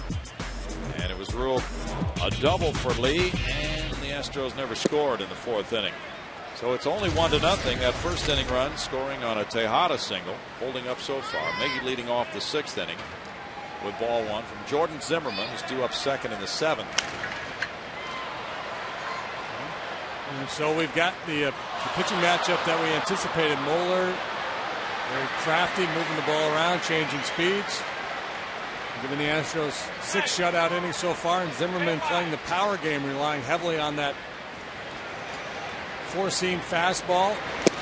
There it is right there, a good boring action. Runs hard in on the right-handed hitters. Complemented it with a pretty tight little slider.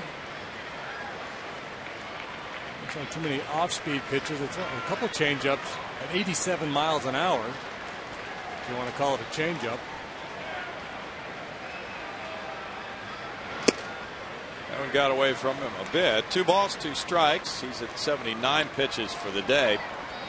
Moeller up close to 100. He probably won't be coming out for the 7th inning. Alberto Arias has been warming up.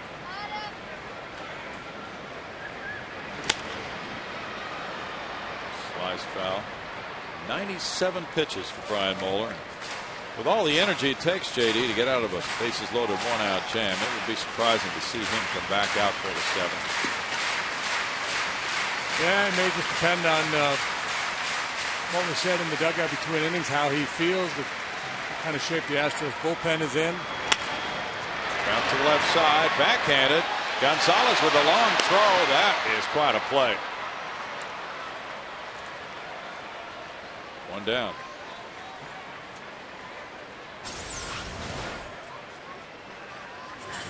Gonzalez able to right himself and make a good strong throw. Clearly they got him. It's close, but they got him.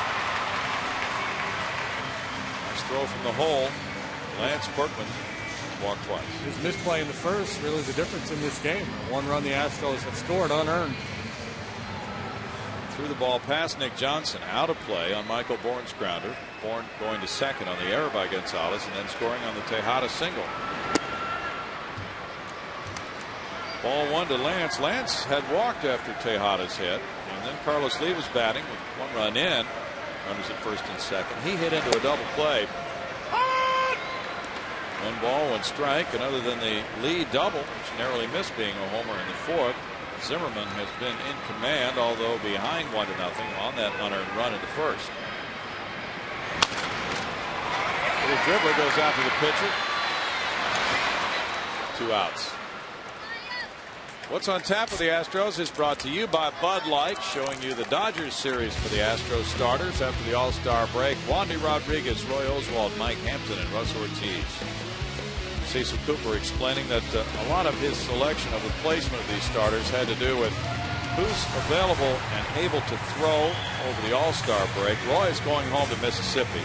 Wandy will stay here in Houston. He will be able to get in his normal bullpen in between starts, so Roy gets a little extra time. Carlos Lee has a double in 2 trips. That's in the air in front of plate or over third base side, Ryan Zimmerman. And in the 6th inning, it goes quickly. Now Jordan Zimmerman is due up second in the 7th. 1-0 Astros.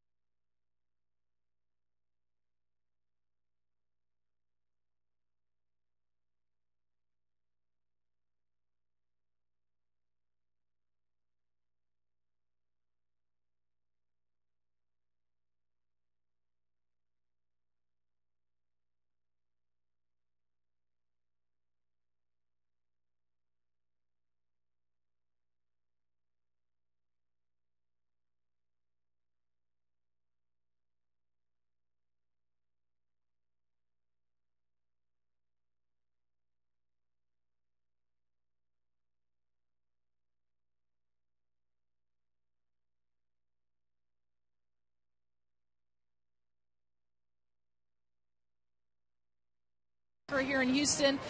You think of Glenn Davis and Glenn enjoying the game out here with the soccer score? It's always a great day. Listen, soccer scores aren't always 0-0 or 1-0. Let's not go there right now. You're with a soccer guy.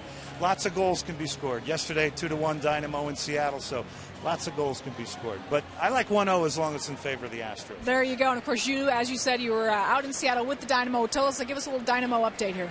Little Dynamo update. They were missing 8 players and put on a great performance in Seattle last night. 30,000 people at Quest Field. It was a spectacular night. Pretty controversial goal. But in the end, some guys that normally don't play had some good games. Unfortunately, they didn't take the full 3 points. All right, well, we could talk so many things in the soccer world going on right now, but before we run out of time, I want to get to something real important. You got a new show coming up right here on Fox Sports Houston. Tell us a little bit about it, when it's going to air, and what's going to be called. All right, it's called Soccer Matters, which it does because soccer is a great unifier. You know, it unifies people. It'll debut Saturday, 9 a.m., 6 days from now. It re-airs 3 times a week. It'll tie together all the different levels of the game, the youth game, the Dynamo, Major League Soccer, all the way on up to Real Madrid and Manchester United, and all the great stars in the world like Cristiano Ronaldo and Kaká, and we'll cover the Mexican and U.S. national team. So it's going to tie it all together. It's fun. It's cutting edge, a lot of opinion, a lot of highlights, and a lot of goals. There you go. Now, is this kind of Houston and locally based here? Or is it kind of something that just appeals to, soccer throughout the world?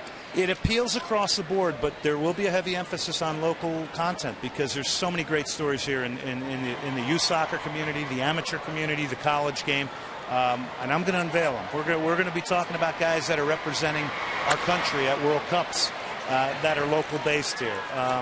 Tons of great stories, and I'm looking forward to really putting it out there for the soccer fan. All right, well, we look forward to that. Again, it's Soccer Matters with Glenn Davis. It premieres Saturday, July 18th at 9 a.m. right here on Fox Sports Houston. Thank you for being here. And also, Paula, thanks for letting me butt in and take your seat here. All right, thanks, Glenn. Thank you, Patty. All right, guys. Thank you, Patty. A 1-0 game, or 1-0, shall we say. Brian Moeller just gave up a leadoff single here in the 7th to Will Nieves. Nieves now 3 for 3 in this game. And it is Jordan Zimmerman at the plate around a bunt. That was hit number 7 for the Nats. It is a bunt going foul. This number 8 spot has been golden for Manny Acta. Gonzalez batting 8th last night, going 4 for 5. And now Nieves 3 for 3 in this game, with Alberto Arias on the 18 consecutive scoreless inning streak warming up. Cecil Cooper sending Brian Moeller back out to the mound to open the inning, and now he has a runner at first. He's thrown 102 pitches. Has the 0-1 count on Zimmerman. I think the fact that the Nationals were down near the bottom of the order is the reason why Coop sent Brian back out there. Moeller fields the bunt and throws to Matsui, covering. The sacrifice for Zimmerman, his 5th of the year. Nieves to second, 1 out. It went from 1 to 4. Zimmerman not able to get the bunt down back in the 3rd when he was trying to advance Nieves to 3rd after a leadoff double, but successful here. Had that base hit last time, so as we mentioned, a good athlete. Looks like he's going to be a guy who can handle the bat pretty well. NYJER Morgan's 0 for 3. Cecil Cooper on his way. And he'll go with Arias. Wow. Houston 1, Washington nothing. Back in a moment.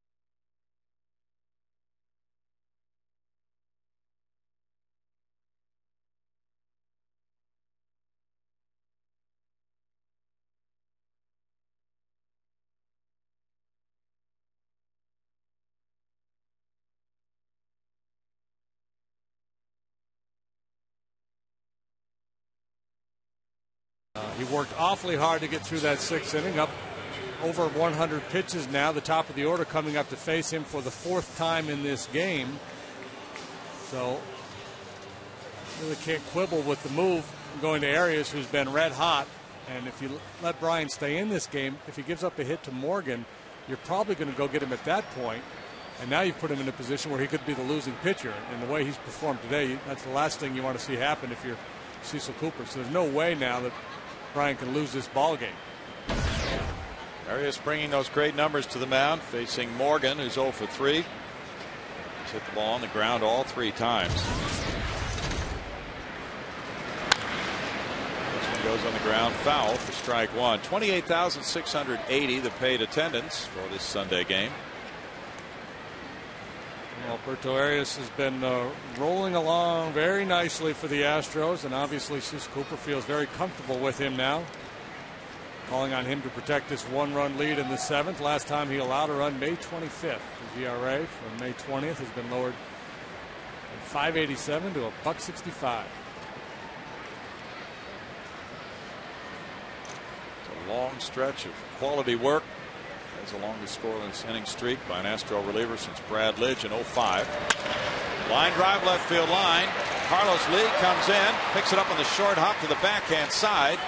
It's a liner of a single from Morgan. Good play by Lee as Nieves is unable to score. He had to hold up. Now 1st and 3rd one out for Johnson. Yeah, sinking line drive, and Carlos with a very difficult play, trying to put himself in position to make a shoestring catch, could not. Does the next best thing by corralling that. If it gets by him, it's disastrous. It's 1 in, and NYJER Morgan likely standing on 3rd base. Old 3rd baseman's hands coming through. Yeah. Nick Johnson doubled to left center in the 6th inning. Leading off. He was stranded at 3rd base. Johnson's 1 for 3. Double play depth for Tejada and Matsui. Ball 1 in tight. Morgan has 23 steals. He's been caught 10 times. Arias gets a lot of ground balls, so Maniacta has to be concerned with a potential inning-ending double play. He's going. No throw. Not only was he going, he was gone. He got a huge jump. He didn't go on first move. He anticipated first move and went a couple of beats before Alberto even picked up his foot. Look at that. A wise decision not to make a throw there for Pudge. Had no chance. 24th steal for Morgan. Now the infielders creep in. With a 2-0 count, 1 out, there's the way they play it. Halfway for shortstop and second baseman. Also halfway at 3rd and 1st, for that matter. You've lost your double play opportunity. Now 3-0.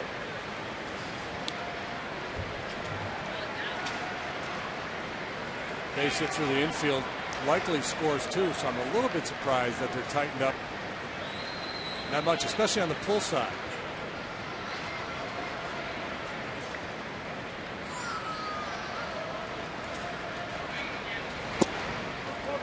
Ball 4 and the bases are loaded now with 1 out. Same situation as last inning. Zimmerman bats. Yeah, a little different hitter. Yep. Although Gonzalez has been red hot, Ryan Zimmerman is still the man in the middle of that order for the Nationals. Tejada's motioned in to join in this conference. Zimmerman hit a scorcher in the 6th inning with a runner at 2nd, and Jeff Blum picked it up on the short hop and threw him out. He's 0 for 3. Nationals have stranded 7 to the Astros, 3 left on base. Zimmerman with 16 double play balls is tops in the majors. All right. He's hitting .235 with men in scoring position. His career .286 with the bases loaded. This year 1 for 8.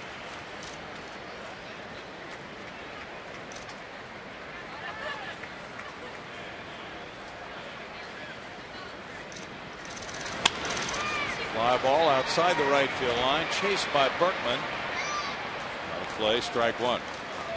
Early in this confrontation, Zimmerman will be looking for something up and out away from him. He'll be trying to hit the ball to the middle of the diamond or the other way. Fearful of rolling over, hitting the ball on the ground to the left side. Kind of eliminate that inner half initially if you can.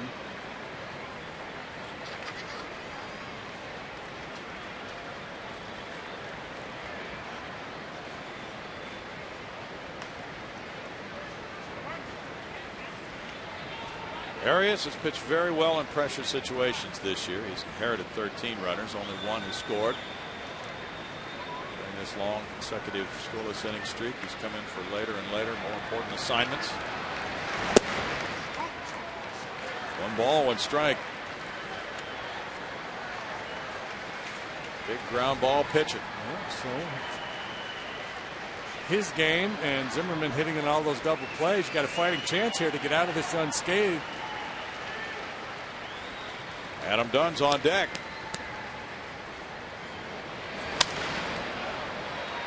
It's 1-2 to Zimmerman.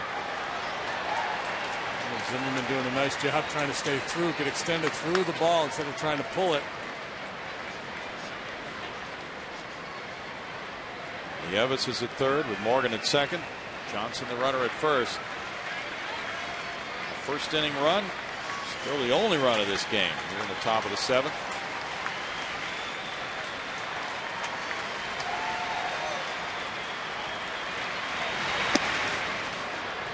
It's 2-2. There's his breaking ball missing there. A pretty big margin.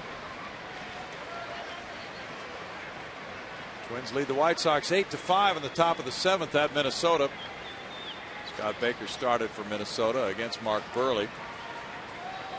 Twins have homers from Denard Span, Carlos Gomez, Brendan Harris. Tommy hit his 14th for the Sox. 3-2 now. Trying to overthrow that breaking ball. Just tense situation, trying to make the perfect pitch, not trusting it, muscling up a little bit and losing command. He's got to make a money pitch here.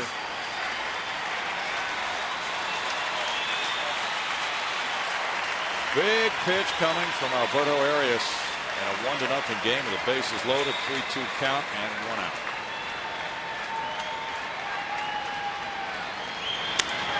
It's a pop-up. Berkman over into foul ground. 2 outs. How big is that right now? That is huge. He stayed mostly away throughout that at bat, and then threw a 2-seam fastball that ran in on him and just chewed him up right in on the label.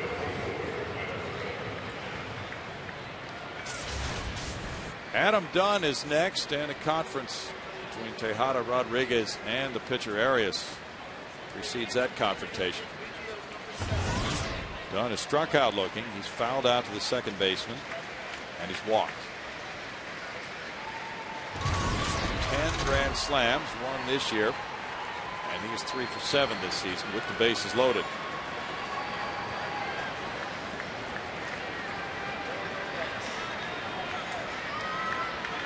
The infield has shifted around as it has been for Dunn.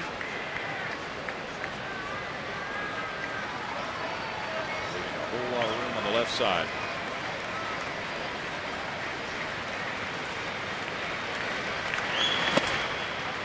Ball 1 to Dunn. And Dunn, tough because he's so patient, so disciplined. A lot of sluggers might get the chase in this situation. He's usually very patient.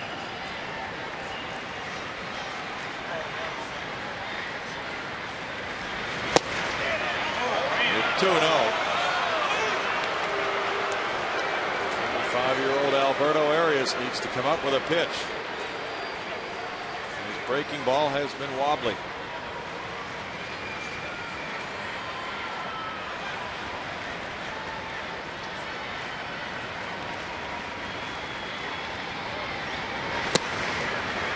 Right, 2-1. Dunn didn't like that call. Arias didn't like the previous one. Very similar pitches. First one went Dunn's way. This time Arias gets the benefit of the doubt.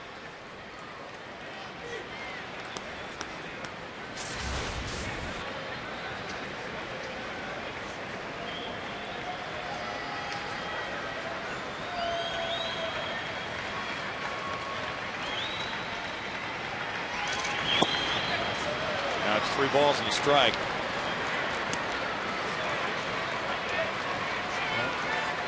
One advantage Arias has here, he has such good movement on his fastball. Got to be fairly aggressive here. Got to throw that runner down and away.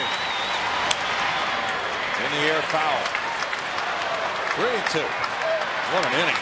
Challenged the big man at 95 miles an hour. A little late movement. And done a little bit behind that heater. He got Zimmerman off 3-2. Now he tries to get the cleanup man. 1-0 ball game. The Nationals threatening again. This is boring and dramatic all at the same time. On every pitch it could change. 3rd straight inning. The Nationals are threatening. Ground ball up the middle, and that's where Tejada is stationed. And over to Berkman for the 3rd out. Alberto Arias takes a deep breath. It's no runs, 2 hits, 3 men left. A 1-0 lead for the Astros, and the fans are up already. Now they'll sing "God Bless America." To honor our great nation with this.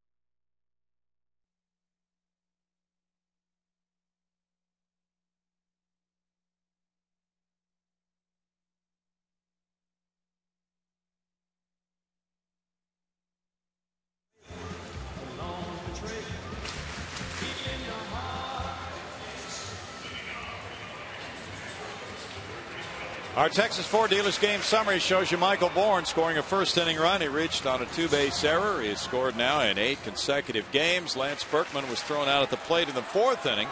The Nats are 1 for 10 with men in scoring position. They've had the bases loaded and 1 out in the 6th and 7th innings. And they left the bases loaded to keep the score 1-0. Now in the bottom of the 7th inning, it is still Jordan Zimmerman, and it's Jeff Blum. He's 0 for 2. He's strike 1 after Brian Moeller went 6 1/3 innings. He allowed 7 hits, no runs, walking 2 and fanning 1. Firestone in-game box score will show you the Astros hitters. A total of 3 hits in the game. So they are just clinging to this 1-0 lead, unable to mount much of an offensive threat. They had a first inning opportunity after scoring the unearned run, double play ball, and then in the fourth inning, Berkman thrown out at the plate. Cheese. 1 ball, 2 strikes to Blum, with Hunter Pence and Pudge Rodriguez to follow. So it is kind of like a soccer match. We were talking with Glenn Davis earlier. The ball's down in the Astros zone the whole game. Hit by the pitch. Breaking pitch in the dirt, bounced and clipped him.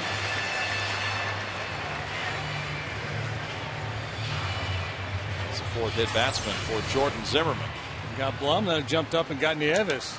Yeah. 4th time Blum has been plunked this season. Nieves now looking out at his battery mate. Hunter Pence will be batting. He is 0 for 2 with a strikeout and a ground out. Texas batting in the top of the 1st at Seattle. No score. Eric Bedard pitching for the Mariners.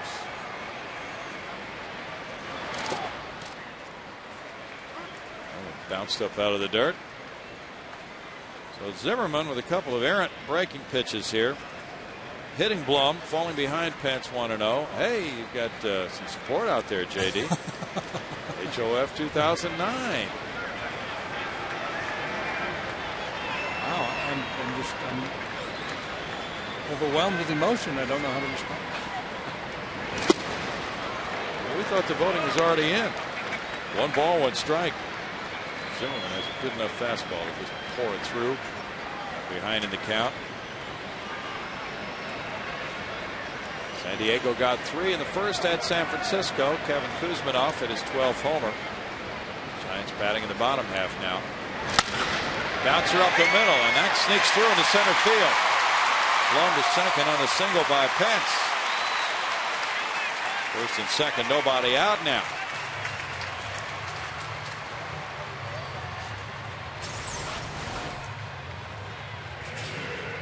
Beat that one in the ground. Big high hop over Zimmerman and just squirts into center field. Dave Clark going to have a chat with Pudge Rodriguez. Bunt's in order here. Cooper said earlier in the year he had identified Pudge Rodriguez as a guy he would not ask for bunt.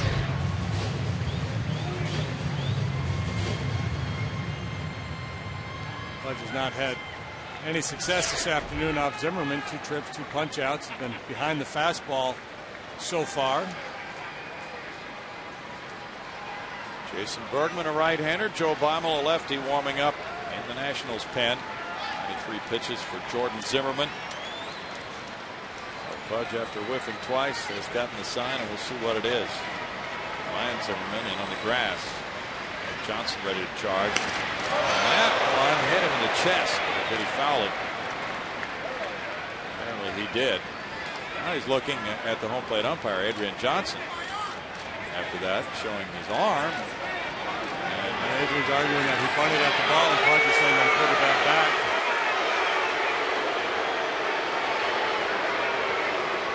He didn't pull it back. He bunted at the ball. Cook's going to come out and give him an explanation. Pudge wants to appeal to the first base umpire. Pudge wants to appeal to anybody. He's pointing all over the field to get some help from somebody.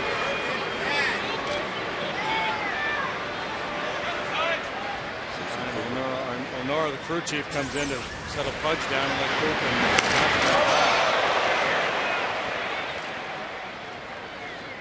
sounded like it hit the bat, didn't it? It's something. Hit his arm.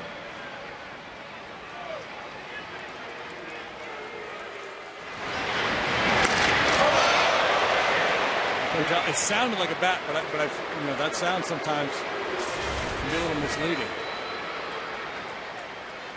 Well, in case you don't know the rule, if he does swing at it and it hits him, it's a strike. And that's what the home plate umpire Adrian Johnson ruled, that he attempted to bunt that ball.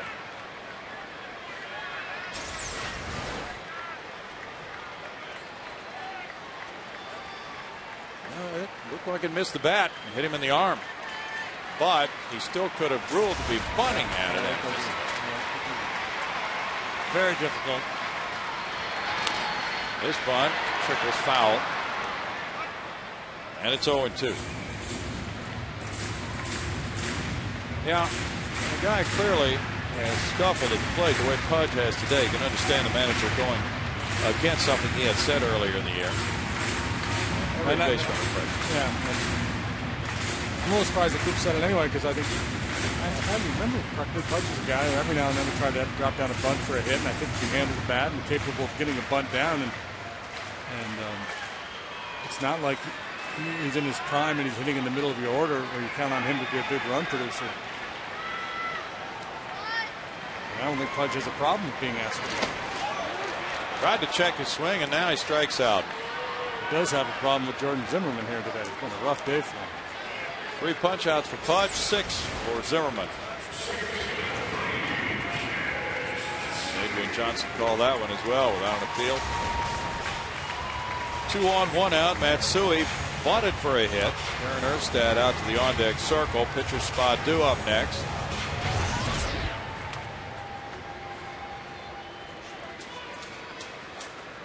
Matsui struck out looking in the second before his bunt single in the 5th. Manny Acta showing some confidence in his young right-hander, leaving him out there. It seems to be justified. The bullpen struggles of the Nationals and the way this young man's throwing. Yeah, and he's already on the wrong side of the decision. If they were trying to protect the lead, he may have made a move to the bullpen. Jordan can get out of this and still have a chance to be a winning pitcher if the Nationals could rally in the 8th. Line drive deep right field, and that will reach the seats. 3-run homer, Matsui. There's a bolt for number 3 of the year for Matsui, and that opens it up to 4-0 as he turns on one. One single in the 5th, 3-run homer in the 7th.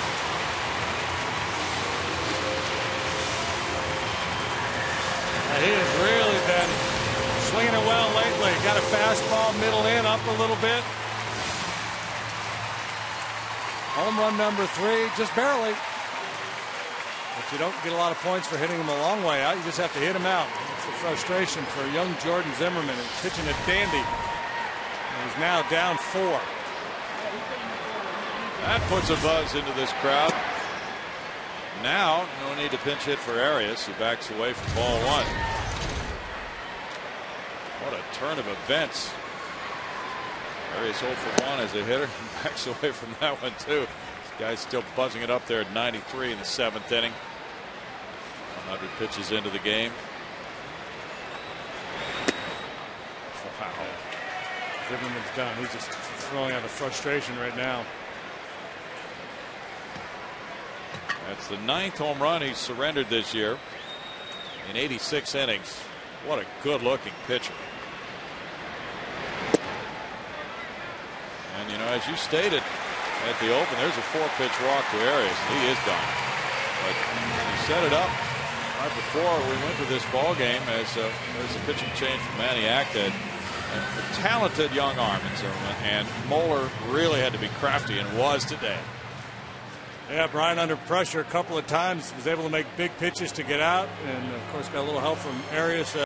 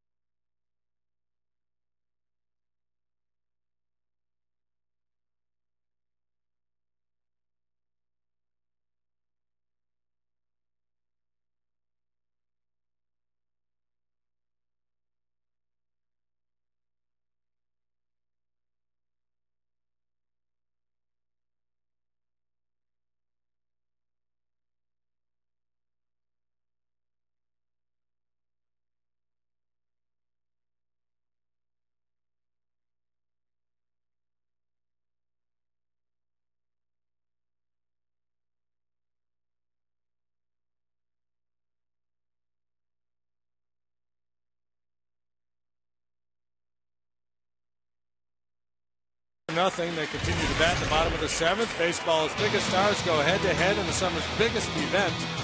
As Fox brings you every thrilling moment of the 2009 Major League Baseball All-Star Game with President Obama throwing out the first pitch during the Pepsi All-Star pregame show. Coverage begins Tuesday live from St. Louis, 7 o'clock only on Fox. Jordan Zimmerman would seem to have a very fine future. Threw the ball extremely well today, but the 3-run homer by Matsui has really turned this game around and made it 4-0. He's watching as lefty Joe Beimel takes over against Michael Bourne. Bourne is 0 for 3, but has scored a run. Beimel's breaking pitch is outside for ball 1.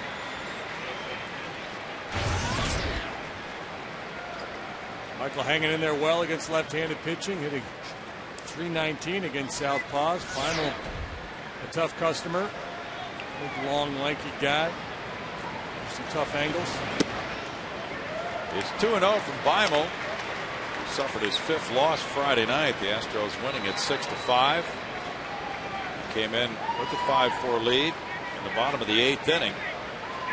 Gave up 2 hits, a walk, then a pinch sacrifice fly by Jeff Kapicher. Tejada got a hit off him in the 9th. He left the game. Tejada wound up scoring the winning run. 2 balls, 1 strike. Beimel works to Bourne with Tejada on deck.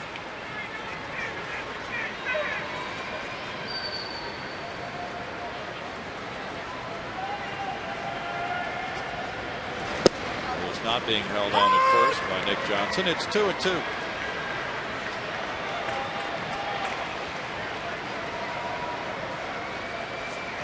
Jeff Blum was hit by a pitch. 1-2. Hunter Pence singled up the middle. 1 out later, a Matsui 3-run homer. Increased the lead from 1-0 to 4-0. Now 3 balls, 2 strikes. Cubs down St. Louis 7-3 in the end of the day-night doubleheader in Chicago. Carlos Zambrano with 6 solid innings. He hit his 3rd homer of the year. Matsui's bolt has really turned this game around. Remember when we had Kaz's interpreter up here? Yeah. Yoshi? Hey, how do you say home run in Japanese? And he said, home run. That was a shocker. Oh, really? That's number 6 on the strikeout by Bourne. Miguel Tejada drove in the only run of this game until a few minutes ago with his first inning single. Center field, his 49th run batted in the year. He's 1 for 3. Kyle Loesch, the loser for St. Louis, game 1 of that doubleheader, goes to 4-5 this season. Albert Pujols had a 2-run double. He has 87 runs batted in. That's pretty crazy. Bounce to the second. Anderson Hernandez with the flip to Gonzalez. In the 7th inning, the Astros really break it open. They hope. With 3 runs on 2 hits. They leave a man. It's 4-0.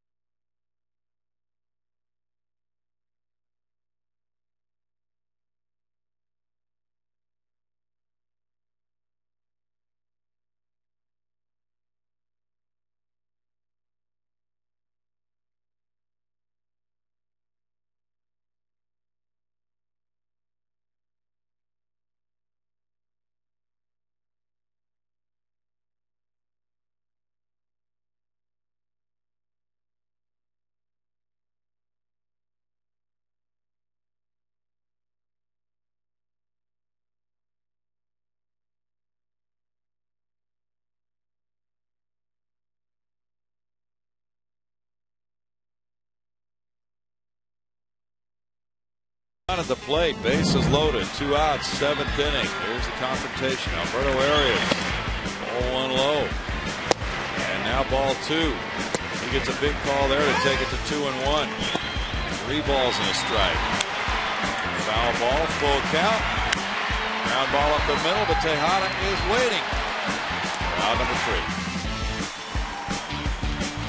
Tough way to make a living working from 2-0 and 3-1 against Adam Dunn, but he was able to get it done because of the good movement on his fastball. 3-2 pitch. I'm looking to get out in front of one, and the late movement towards the end of the bat, the difference maker for Arias. Now Arias starts fresh with Willingham the batter. Willingham's 0 for 2 with a walk. For the first time all afternoon, a little breathing room for an Astros pitcher. Moeller had none. Pitching with that 1-run lead the entire time he was out there. Into right center field. Breaking ball stayed in the zone for Willingham, and he smacked it to give him an 11-game hitting streak now.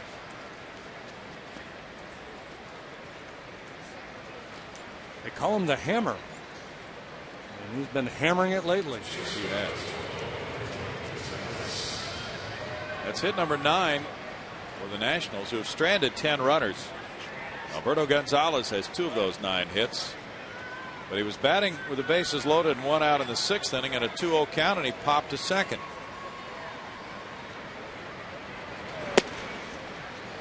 Arias with ball 1. Detroit and Justin Verlander knocked off Cleveland 10-1 in Detroit. Verlander now 10-4, beating Tomooka. He's 0-3. Clete Thomas hit his 5th homer. Brandon Inge 2 to give him 21. Inge is an all-star. Verlander's an all-star. Dustin Pedroia will not be going to the all-star game. His wife is pregnant, and he's going to spend some time with her. She's been hospitalized. Carlos Pena has been named to take his place. Okay. Fly ball, Michael Bourne in right center. 1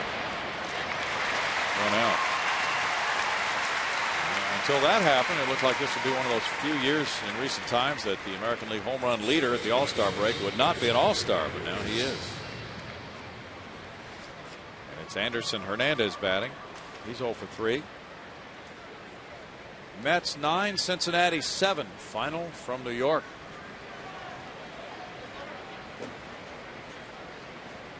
Hernandez has grounded out all 3 times. The Reds fall to 42 and 45. Foul for strike 1. With the Cubs win, they are 43 and 42. They'll be ahead of the Astros no matter what the Astros do. But it has tightened up with St. Louis's lead over Chicago now going to 2.5. Cubs could lose later on, actually, and be tied with the Astros. They could both be at 500.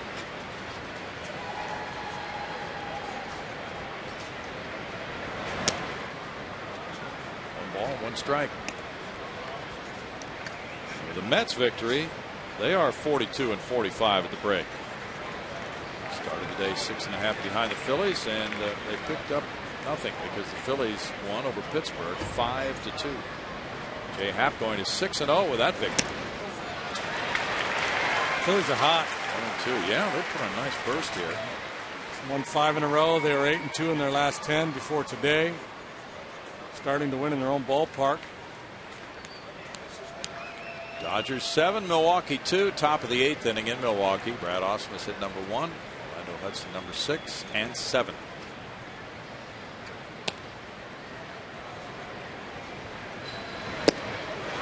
Hernandez lunges at it and strikes out. 2 down.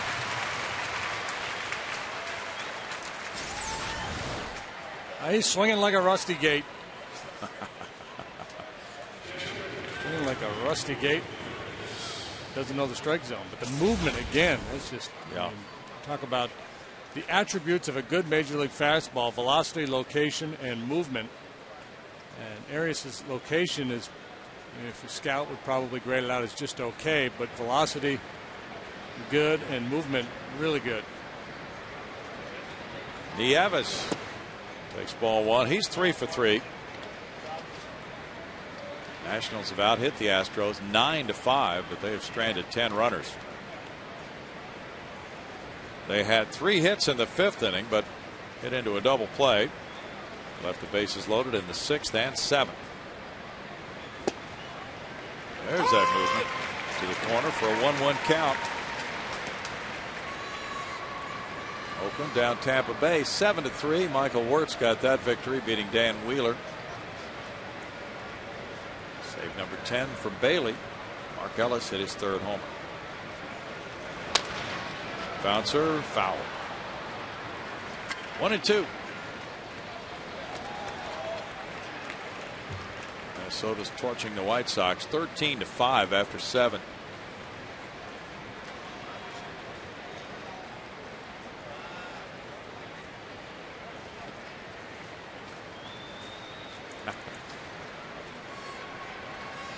Got to show that thing off if you get it.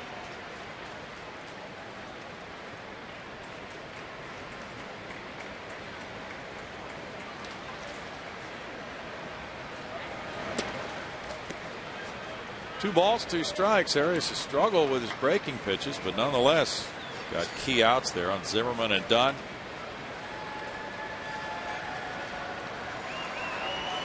Brian Moeller in line for his first home win this season. It would be win number 6 of the year for Brian.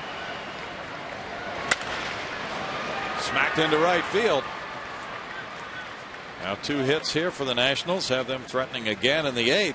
The pitcher's spot due up, and Christian Guzman coming to the plate to pinch hit. Frustrating day for the Nationals. 10 hits, but no runs. They've had hits in every inning, or base runners in every inning anyway, except for the 1st and the 4th. Yeah, hits in every inning except for those 2. Bullpen move for Cecil Cooper. Guzman has been announced. It's 4-0 Houston, top of the 8th. Nationals stirring up trouble. More in a moment.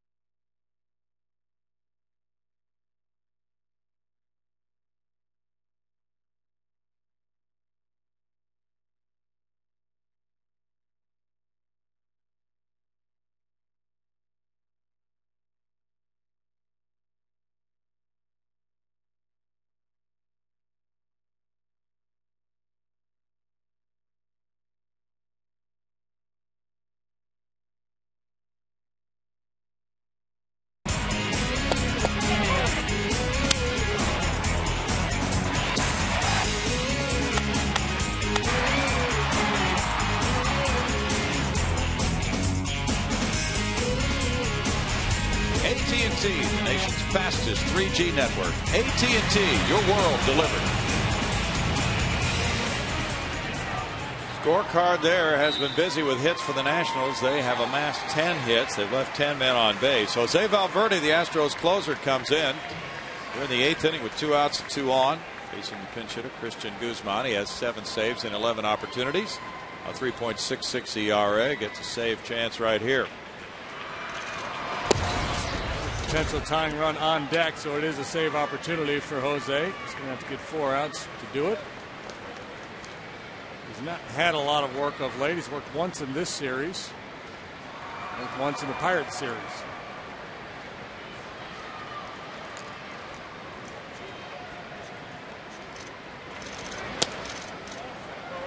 Thanks. 2-0. On 305, 3 homers, 24 runs batted in. Has 3 hits in this series and 3 runs batted in. Jordan Zimmerman in 6 1/3 innings gave up 5 hits, 4 runs. He walked 3, hit a batter, and fanned 6. Joe Beimel 2/3 of an inning, no hit, no runs, no walks, 1 strikeout. Fly ball left field side, drifting back toward the seats and out of play.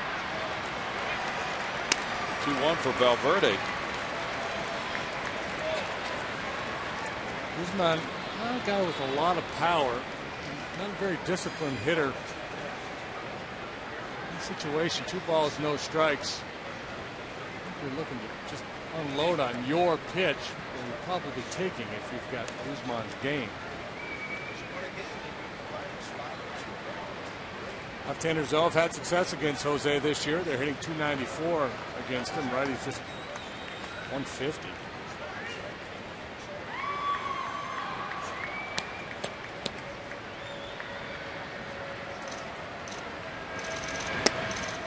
It spins him around. Same thing here if you're Guzman, 2-0, 3-1 now.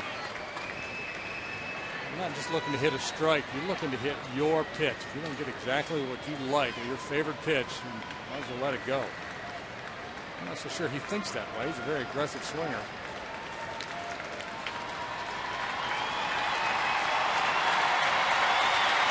Nyjer Morgan's on deck.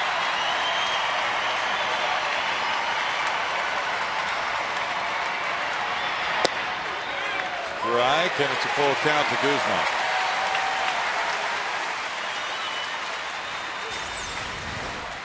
Two-seamer clips the outside corner. That's a pretty good 3-1 pitch there.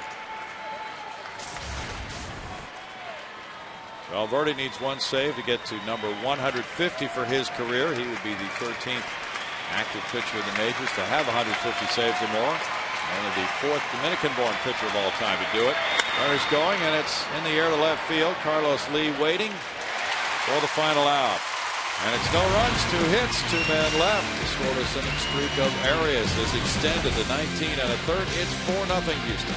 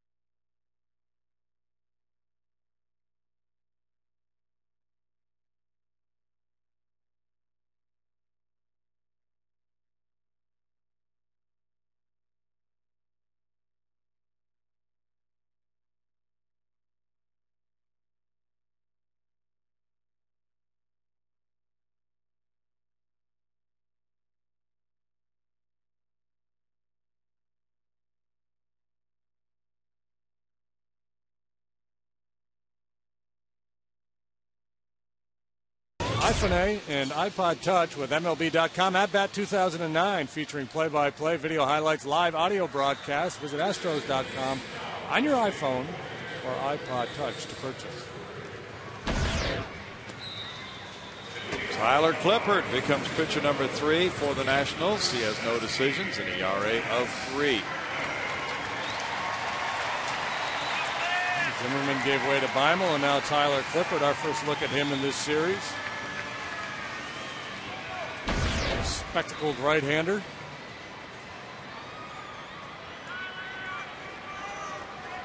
They face Lance Berkman, who's 0 for 1 with 2 walks. 24 years old from Lexington, KY, 6'3", 199. 6 years of minor league seasoning.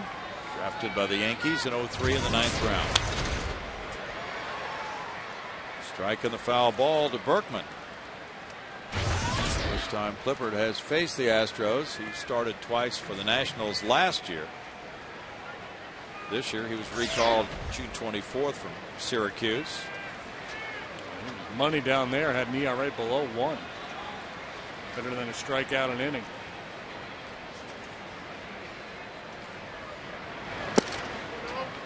Berkman checks a swing. Appeal there to Field and Culbreth.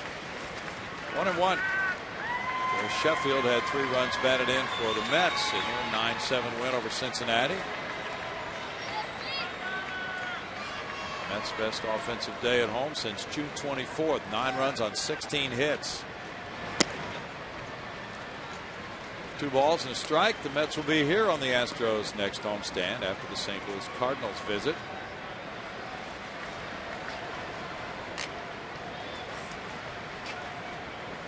Well, the Mets usually draw well here. Compared to following the Yankees when they came to town. One and only trip for the Mets. They'll be here July 24th through 26th, the Friday, Saturday, Sunday series. Next weekend, the Astros in Los Angeles. Next Monday through Wednesday, they're here against St. Louis. Tomorrow night. 3 balls, 2 strikes. The Astros finished the season at New York October 2nd, 3rd, and 4th. Their first look at Citi Field. Aaron Harang took the loss for the Reds today. He's now 5-9 with a 4.18 ERA. Deep drive to right field, hooking, and that is foul. We almost had a chicken sandwich. It came very close to that foul pole. A little too foul. A little too foul to hit the foul pole. And not quite far enough. Not quite. Still 3-2 to Lance. Jeff Fulcino warming up for Houston. Carlos Lee's on deck. Tyler Clippard working here.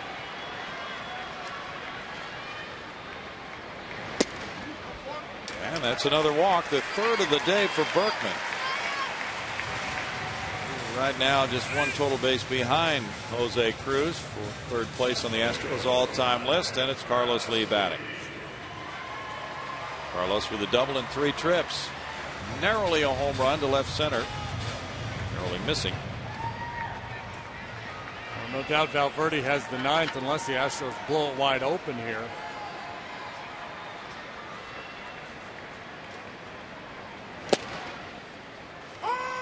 Strike to Carlos. Jeff Blum on deck.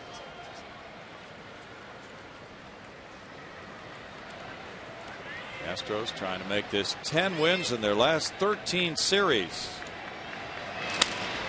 Fly ball left field. Headed for the seats. Chicken. Fair ball. And it goes out of play. So a double for Carlos Lee, his 2nd of the day and 17th of the year. That was a slow developing double. Yeah, sure was. It's a little lazy pop-up right down the left field line, and Adam Dunn was playing way over towards left center. A long way to go, and just didn't have time to try to make a play on that ball, and then the spin just kicks it up into the stands.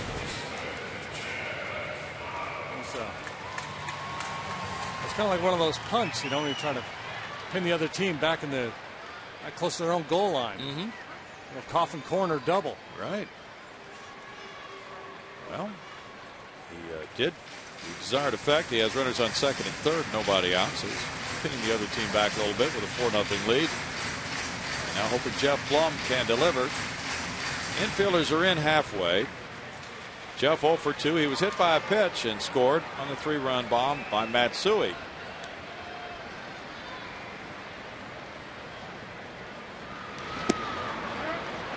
Strike to Blum.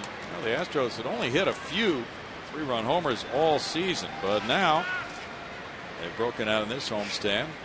Lance went deep with one Thursday night in the 8th inning. And now Matsui's followed suit here today.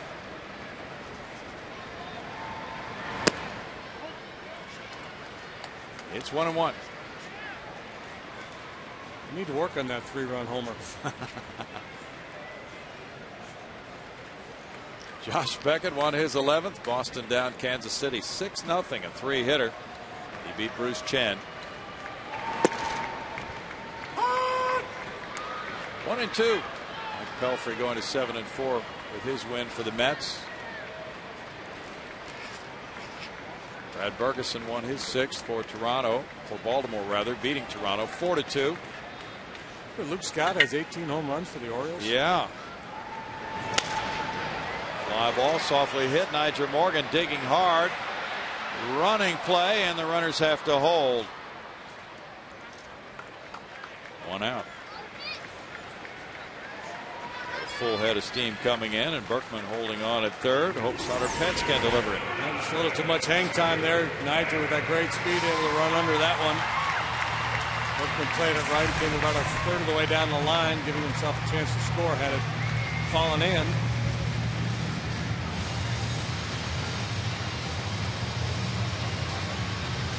Intentional walk coming here. Yep. Hunter Pence will be put on for Pudge Rodriguez. Pudge 0 for 3 today with 3 strikeouts. Called on to bunt last time, couldn't get it down, ended up striking out. So this is a big redemption at bat for Pudge. Knock here, drive in a couple, and into the All-Star break. Whoop! That's a balk. That'll cost him a run. It's 5-0 as Berkman is balked home and Lee is balked to third by Tyler Clippard. That's just unfortunate. Got a spike. You see a kid give up a run like this, an intentional walk.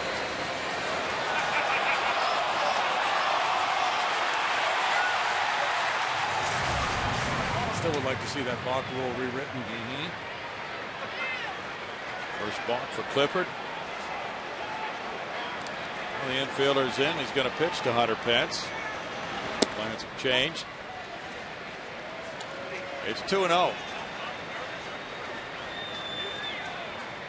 5-0 Astros. After they were blasted last night, 13-2, they've come back. Really pitched well in clutch situations. Usually coming back from a tough loss or snapping out of a losing streak is dependent on getting good starting pitching. That was again proven today with Brian Moeller setting a nice tone, getting out of jams. Fly ball to right field. Carlos tagging. Willingham with a catch. Carlos coming to the plate. Now he goes back and whoa, he's just several steps off third. That was actually good base running. He basically deked Willingham. He wasn't going to try to score this ball, not very deep, but he tagged up and gave it a good effort coming down the line to draw the throw, and then he hangs in there and reads the play. If that ball gets by Nieves, he's going to scamper home. So he's looking at Dave Clark here. You hold these for me. And he goes hard as if he's going to score, and then he stops and reads it.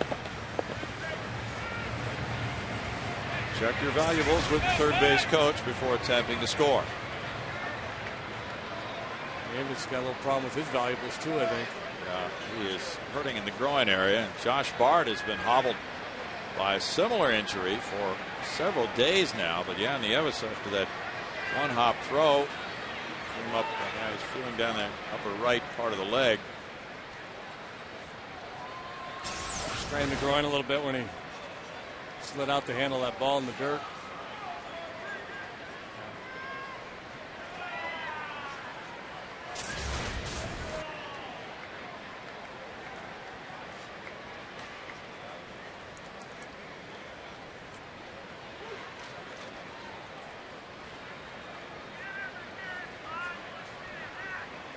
Stay tuned after the game for Astros Live, presented by MD Anderson, with Kevin Eschenfelder waiting there, and Allison Footer. She's probably pretty close by. Well, she might be in the press box doing her work there. You'll get highlights and analysis. You'll hear from Cecil Cooper, and you'll get a preview of the second half of the season. Now Pudge Rodriguez steps up. 2 outs. Carlos at third. 1 run home. Pudge 0 for 3, 3 punch outs. Kazuo Matsui on deck.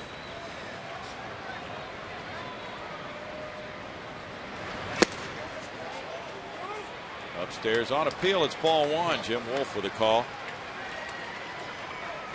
It's Atlanta 7, Colorado 3. They've played 5 at Coors Field. Brooks Conrad, the former Astro farmhand, has hit his 2nd home run for the Braves. He's been playing second base for them. Brad Hoff hit his 14th, and Troy Tulowitzki number 16 for the Rockies. Chris Burke over there with the Braves too, with their AAA club. Yeah, that's true.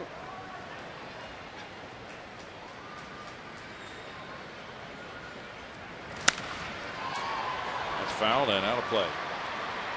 1 ball, 1 strike to Pudge. Angels lead the Yankees 4-1 at the end of 5 in Anaheim. And Seattle 1-0 over Texas after 3 in Seattle.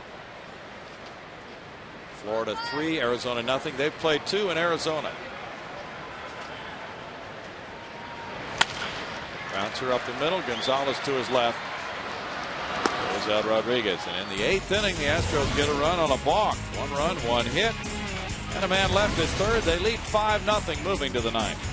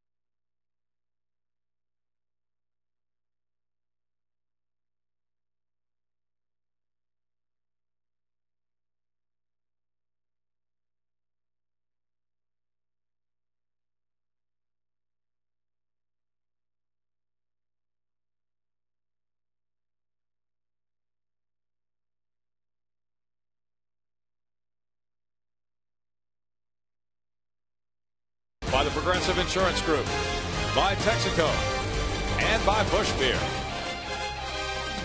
Hot, hot day outside if you're riding a bike. Hopefully you are hydrating yourself. It is a warm one. We go to the 9th inning, 28,680 the paid attendance.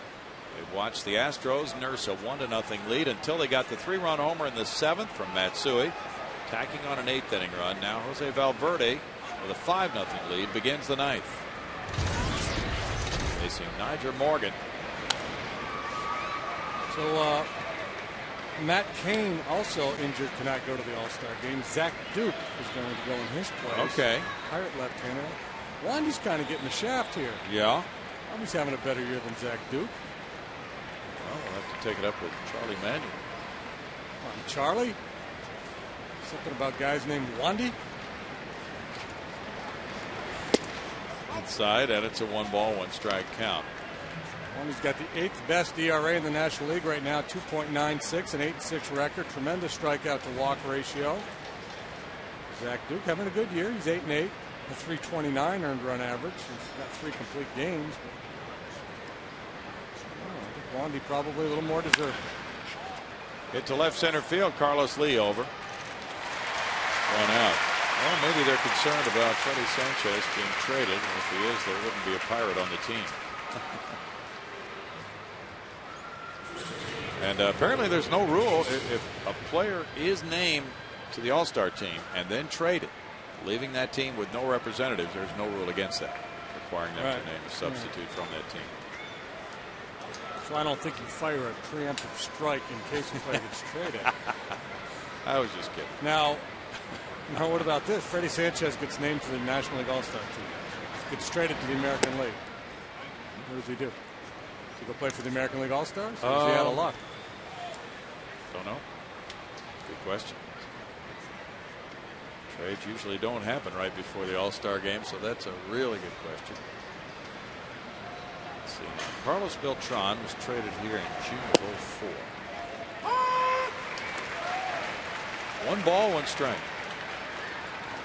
Well, that was a little bit earlier. Did he play?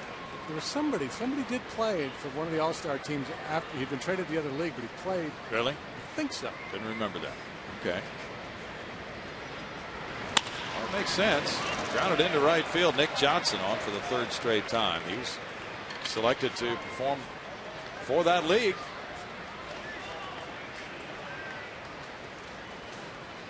The Nationals have collected 11 hits, but they have no runs. It's been a very strange day for them. After they peppered the Astros with 21 hits and 13 runs last night, they've stranded 12 in this game. They've been shut out 3 times this season.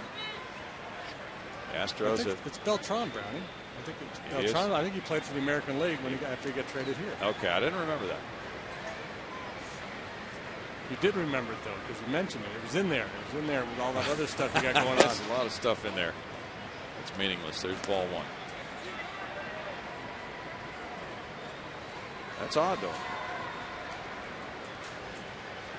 But yeah, Wandy should be getting that kind of recognition the season he has had. Maybe it's because he hasn't pitched well against the Phillies. The Astros haven't played the Phillies yet this year, so Charlie Manuel has not seen him this season. But I'm sure he goes over all the numbers. Sure, and he talks to other managers and coaches and league officials. Look at the stat sheet. Jose Valverde is probably unaware of the fact that the most hits allowed in an Astros shutout win is 11 hits. Let's see, that was an extra inning game and also 11 hits in a 9-inning game. It's been a while. Mark Portugal and Larry Anderson collaborated on a 11-hit shutout in 1990. 2-1. You don't see many 11-hit shutouts. That's pretty crafty right there. Portugal had that knack for giving up those 390-foot fly balls in the dome. Outfielder would catch it back up against the wall. 2-2. And he'd walk off the mound as if he'd just struck out the side. I knew it all the time. That's what I wanted to do. He kept everybody in suspense. Bouncer left side. Tejada goes to Matsui. No chance at a double play. Zimmerman reaching. 2 outs now for Adam Dunn. Adams 0 for 3 with a walk. No chance to get 2 here. Just make sure you get that lead man. The force available at second. Adam Dunn. The Astros will put the shift on again. Matsui moving into shallow right field. And Tejada moving out on the second base side of the bag. Dunn 0 for 3 with a walk. Brian O'Nora, the second base umpire. I think I'd play a little deeper. Yeah. Ball 1 from Valverde. It's a vulnerable position to be if you're the umpire. Boy, it is. Adam Dunn hitting.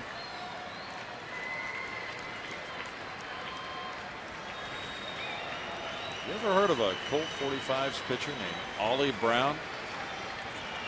Ollie Brown. He was an outfielder. Did he pitch in a shutout? Well, according to the media guide, might be a mistake. Ollie Brown and Jim Owens collaborated on an 11-hit shutout in '64 against the Cubs. We don't think that's Ollie Brown, but that's what's listed here. 2 balls, no strikes.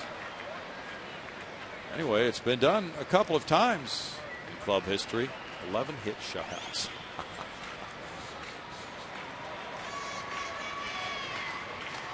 Adam Dunn made what is the key out of this game. Bases loaded, 2 outs. Ahead in the count.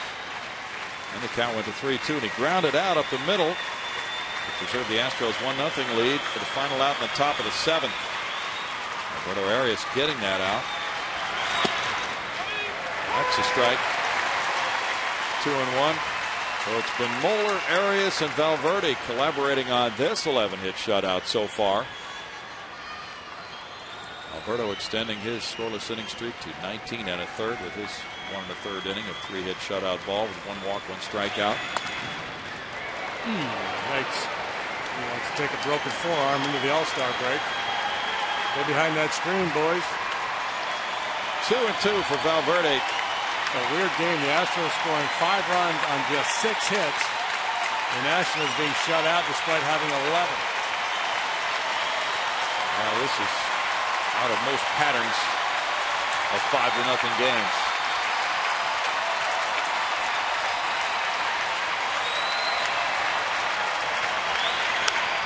Dunn fouls it back. Wandy Rodriguez has started all 3 of the Astros shutout wins this year, all at home against Cincinnati, San Diego, and Pittsburgh. He went 7 innings, 8 innings, and a complete game in those 3.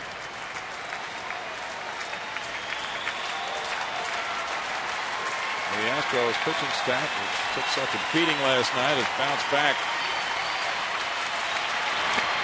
Swing and a miss by Dunn, and that's it for Valverde. His save number 8 of the year. Brian Moeller goes to 6-5 with a victory. Jordan Zimmerman, the loser, is 3-4, and the Astros have just completed a 5-2 homestand. They've won 10 of their last 13 series. They're back to 500 at 44-44.